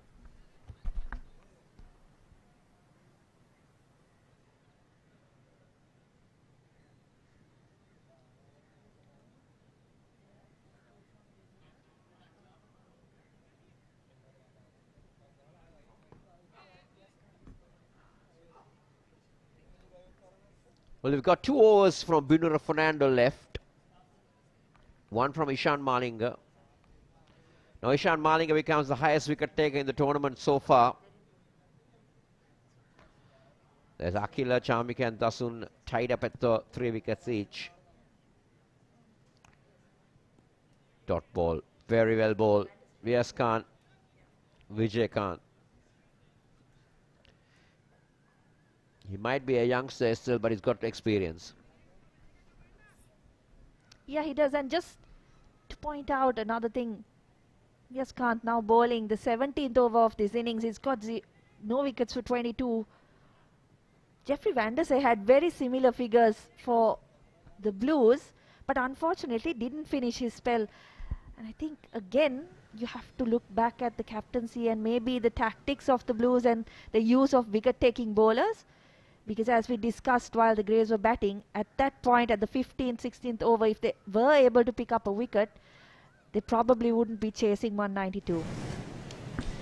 Dasun Shanaka tries to go big, but he'll only pick up a single. He's not been middling the ball that well at the moment, Dasun Shanaka, but he can really take you on. Some of the overseas who have come to the country watching this game, they need a big one. They need a big hit, but they'll get a wide for this. The Blues need a big hit. They need to clear the ropes in this over. Yeah, at least one of the boundaries need to come in this over. Otherwise, they'll just have too much to do in the last 3. Remember, Binura Fernando has 2 overs remaining. Ishan Malinga has 1. So, won't be easy getting 50 plus of those 2 bowlers. But at the same time, I wonder if Dasun Shanaka is looking forward to that kind of pace. Well, where is he going? Where is Dasun Shanaka looking at? I would say he's looking at somewhere around the cow corner here now. He's looking at mid-wicket. He will try to take him on in this delivery. Oh, but Vijay Kant, what a ball. Very well done. Keeping it close to the body. No room given. That is the wrong one. Yeah, excellent bowling from Vyas Kant. Like you said, he's got the experience despite being a young player. Has played in the IPL, one of the stars that have emerged from the LPL as well. So at the moment, 3.5 overs, no wickets, but just 27 runs. The total like 192 on the board, you take that.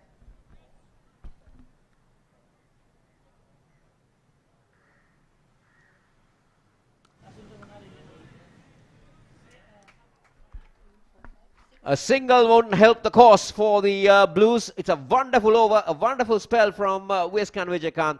It's 142 for 5.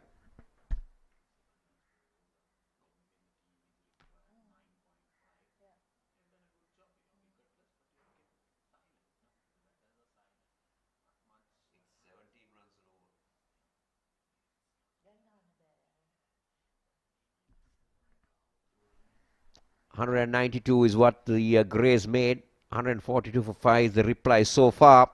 17 runs needed of each over. That's a big ask. They need, what do you think, Estelle? They need a big over of 20 to 25 runs. That's what they need to do. Yes, this over has got to go, hasn't it? They've not managed as many runs as they would have liked in the last 2. So this one by Binura Fernando will be a crucial one. Dunit Vellalage will be on strike, but ideally you'd want Dasun Shanaka to take the strike off the Pacers. So it looks like Binura Fernando will bowl 18 and 20. And Ishan Malinga might bowl the 19th. That might be the ploy by Charit Asalanka. But they need big. They need to go big. What does Vellalage do?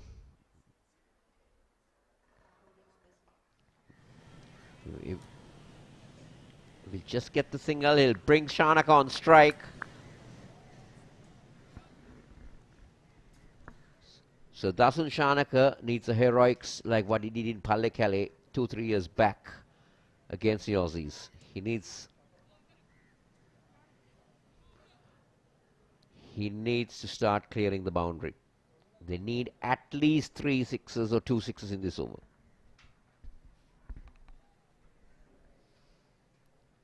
Field being set. Now the fielder at square leg coming into the circle. Got a deep cover, a deep point as well. Third moving very fine. Pinura Fernando likely to try and get it outside the off stump.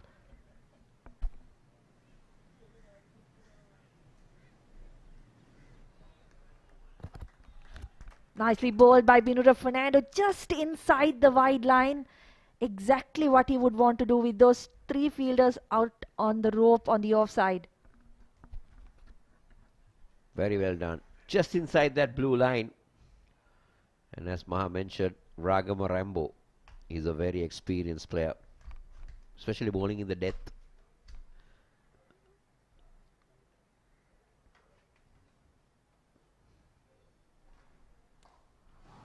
Shanaka is down the track. He's punched that one, but just a single wouldn't help the cause. Once again, good bowling from Pinura Fernando. Gets it full on the off stump. And Shanaka just not able to get enough power or elevation into that shot. Hits it hard, but straight to the fielder.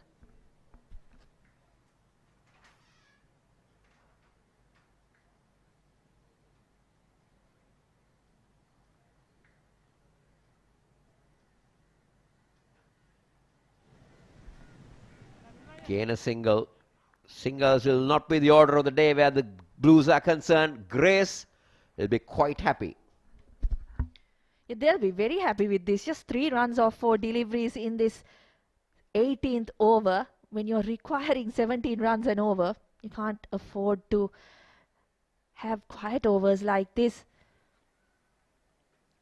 Required rate now bumped up over the 20-run mark.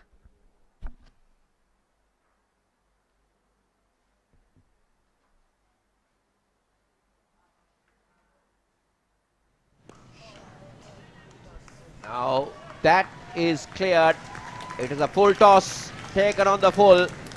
This is Dasun Shanaka for you. But you need a lot more of that, Esther. Yeah, he will hope that's the first of many sixes to come over the next 13 deliveries. Just a little closer to the body on that occasion, and he gets under it. Search for the ball in the grassy banks.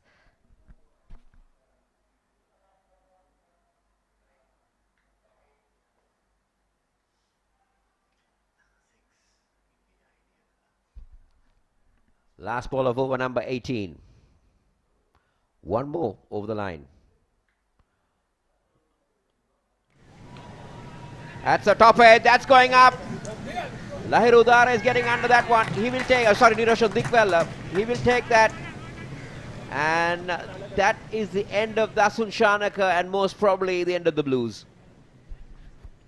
Goes for the big shot once again, Dasun Shanaka. But this time, not able to find the middle of the bat. Once again, wider from Pinura Fernando.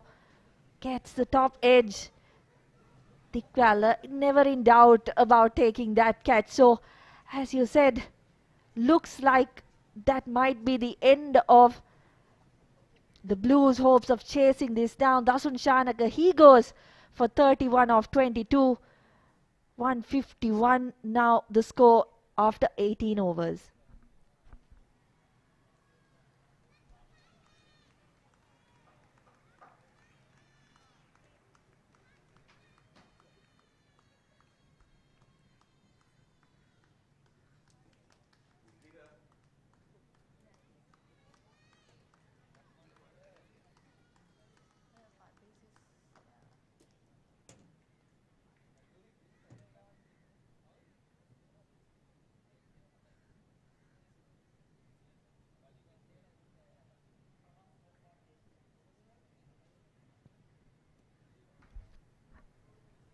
.42 needed from 12 balls. Vendor has joined Dunit Vellalage, but can Dunit Vellalage create heroics here?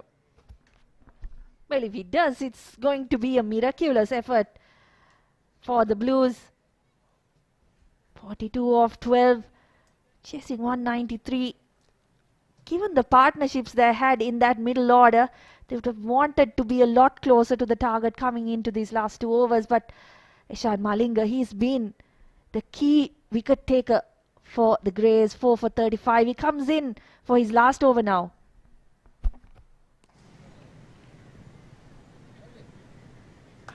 Very well done. Very well done in the deep. They come back for 2.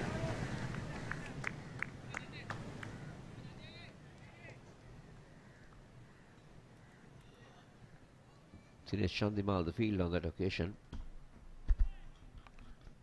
A good bit of fielding from one of the more experienced campaigners in the Sri Lankan setup.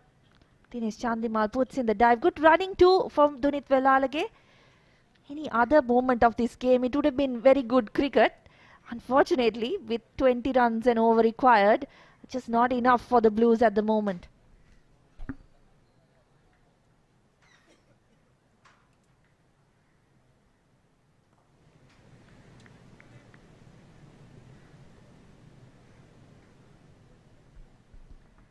Just another single. What went wrong with the Blues? That's another question. 100 for 2 and then slumping.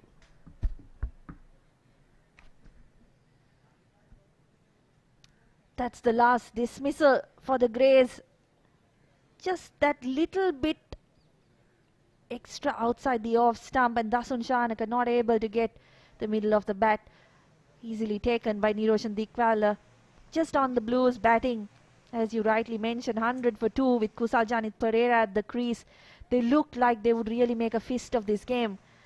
But this is the advantage once again of getting a total like 192. No matter what partnerships you see, the bowling side is always in the game. That's a no ball by Ishan Malinga. So Jeffrey Van Der Sey will have a free hit off the next delivery.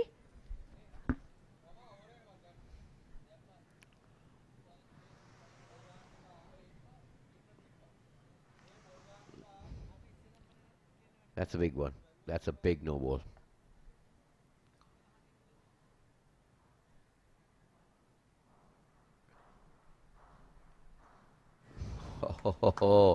It's all happening there. It's all happening out there in the center. The Greys in control now. 10 balls to get 38. It's a good delivery from Ishan Malinga. I'm sure Jeffrey Van Der Sey was looking for the full one. Just bowling that slower bouncer perfectly. Wonder if he's just a little bit lucky that that was not called a wide. Van Der Sey not the tallest cricketer out there.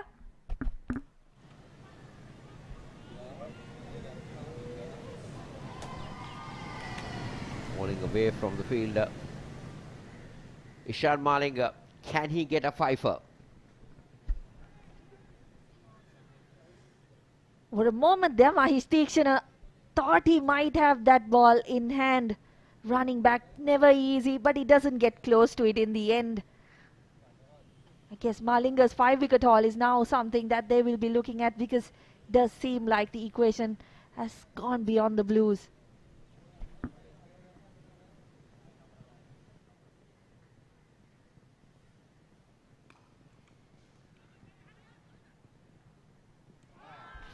Quick single attempted by the Blues.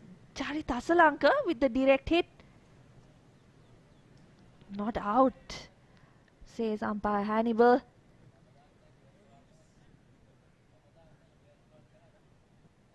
Yes, comfortably in Jeffrey Van Der Sey on that occasion.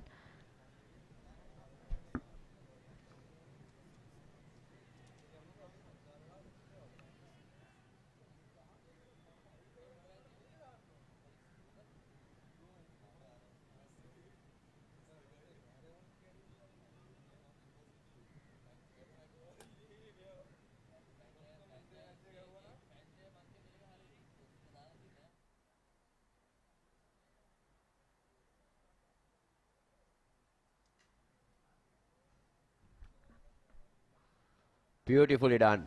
Beautifully done. The 19th over comes to an end with a dot ball. The Blues are 158 for 6.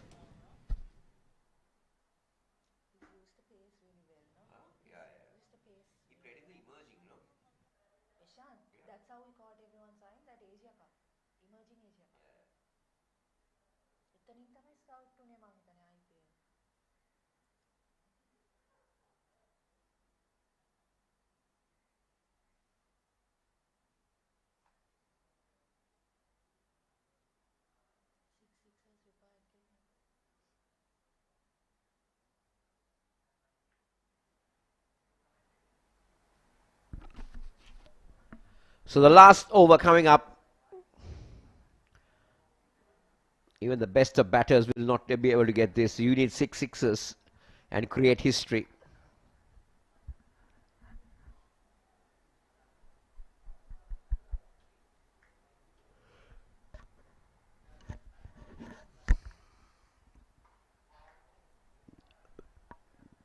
Vandese will hold out in the deep as the Blues lose their 7th wicket at 158.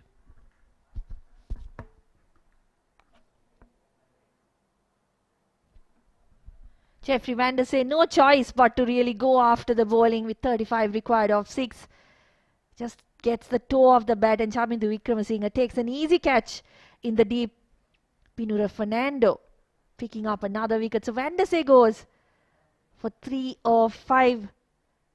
Blues now 158 for 8.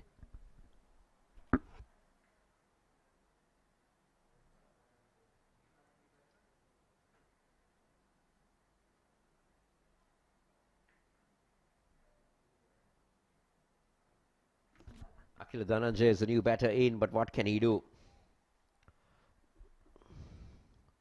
The only thing that Blues can do is to get a few runs, get their run rate up. But apart from that,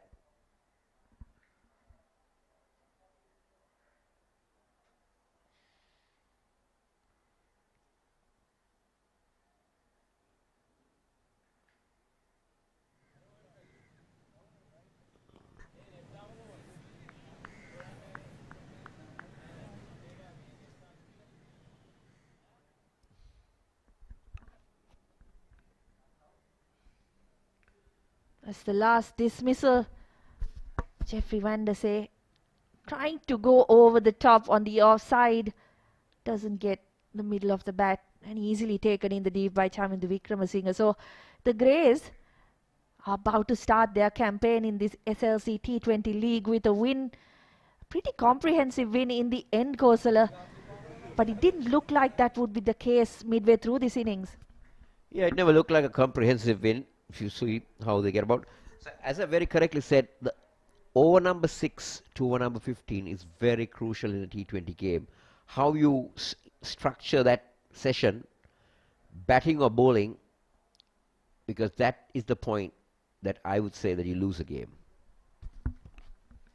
Yeah, absolutely. And we saw that happening in the last game as well for the Blues, didn't we? They had such a fabulous start off the bat of Pathum Nissanka, then just fell away. That's a good shot from Akila Dhananjay.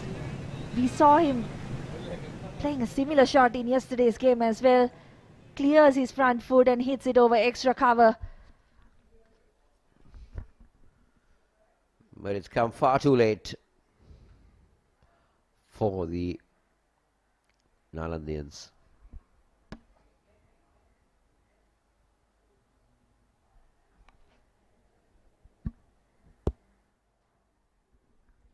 So where do the Blues go now? They've lost 2 games on the trot. Not too many more games coming, just 2 more. Nicely played once again by Akila Dhananjay. Will it reach the boundary? Yes, it does. So back-to-back boundaries for the left-hander. As I was saying, Kosala, where do they go from here? What do they need to fix? The captain Vellalage seemed to think that fielding was the issue in the last game. Well, they fielded quite well today, but they've still come out as the losing side.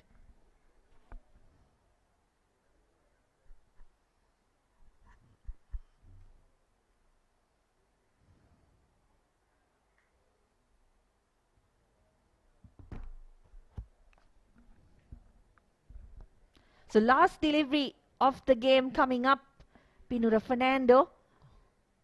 And he's bowled him. So he picks up a 3rd wicket of the last delivery of the innings.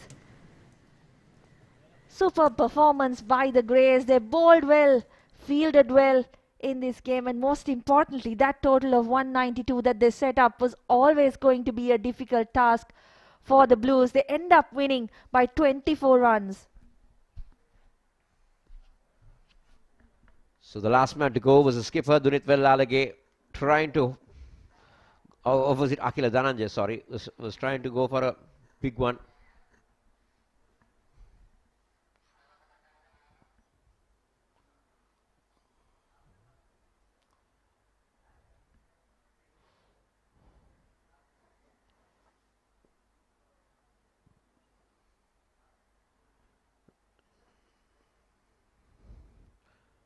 This is the dismissal of Dasun Shanaka.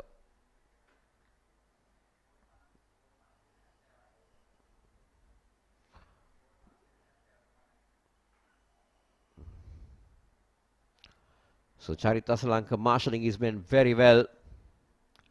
He's a captain who doesn't panic much, isn't he, still? 100 for 2, kept his cool and managed to win the game for his team.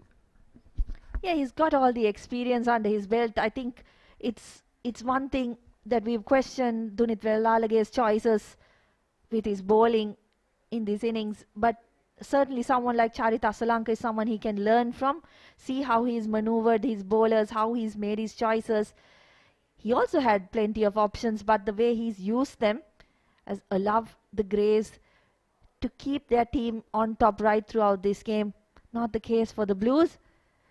That's the batting lineup today, for batting performance from the Blues today. Pathum Nissanka, Vishen Halambage, Kusal Janit all getting starts, not able to kick on from that point. Halambage in particular looked very impressive. Kusal Janit looked like he would put in a big score today, but wickets at consistent intervals, particularly for Meshan Malinga, ultimately ensured that the Greys got out on top.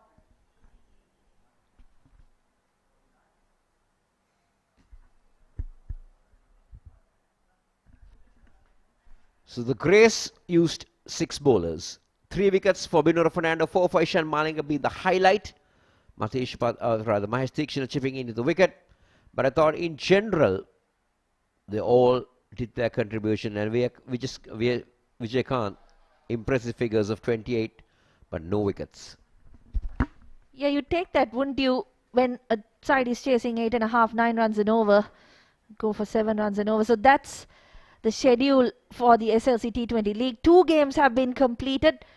The Blues on the losing side in both, lost by 4 wickets the previous game, now by 24 runs. So the Greys and the Greens have points on the board. So there you go. All the games will be played here at the SSC.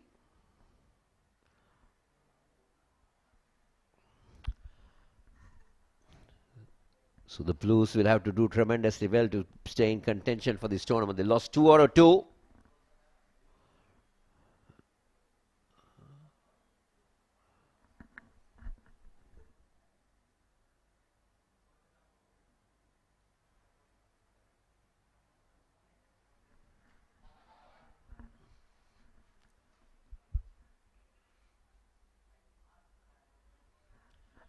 Yes, so we had a very interesting game between the Greys and the Blues. We're going to catch up with Fawaz Maroof, who is down there on the grounds, and let's see who he has with. I'll be joined by the Greys skipper Charit Asalanka. Charit, very well played. First and foremost, good toss to lose. I would have done the same. I would have done batting if I won the toss, but finally I think good toss to lose. And talk about the pitch. Initially, the batsman struggled a bit with timing, and Nuwanathu and yourself got used to the pace. Is it because of you know the conditions well, or just on the day? First of all, I want to say Lahir Udar batted really well, and he set the platform for us. And when I was going to bat, it was I think 65 for 3, and I just said to Nuwanathu, keep hitting the gaps and run hard. And a word on Ishan Malinga as well with Nuwanathu Fernando. They were excellent today.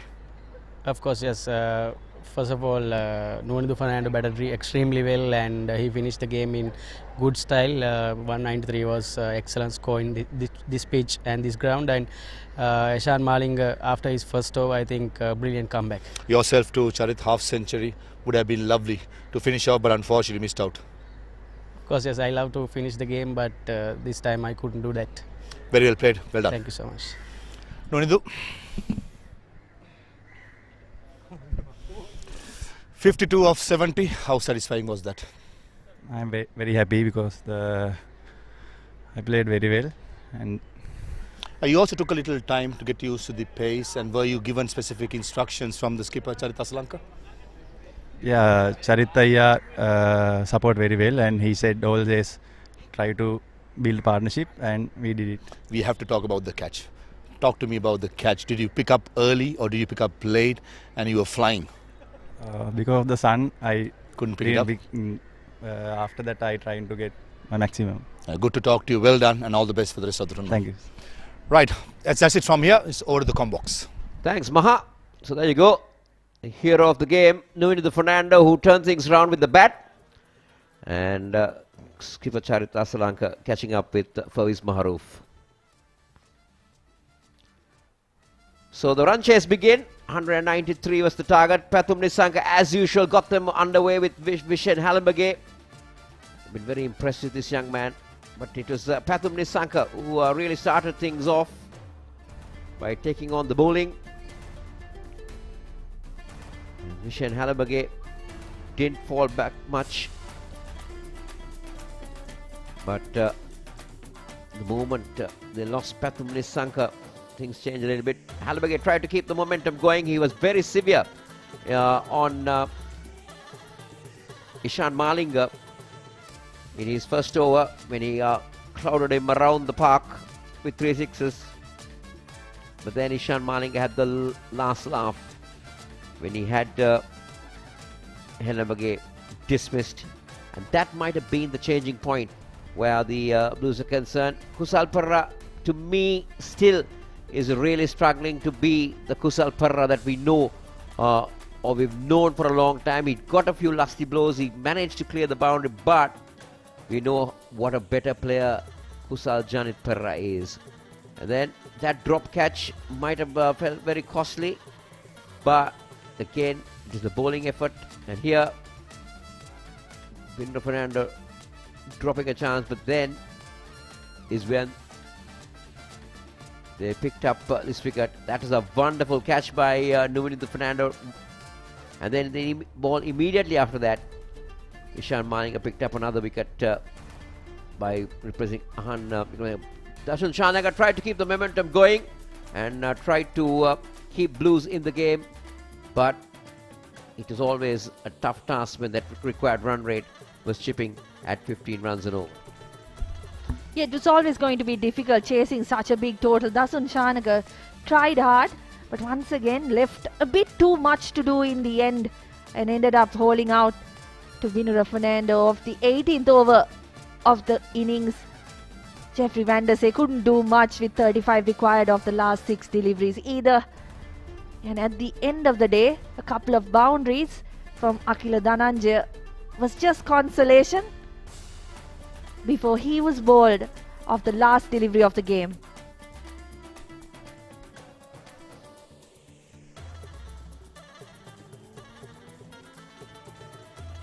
So this is the summary of today's game. GREYS put into bat, made 192 for 4. Nuindu Fernando unbeaten on 70 as the top scorer. Charit Asalanka getting into a half century. I thought Lahiru Udara batted very well for his 41.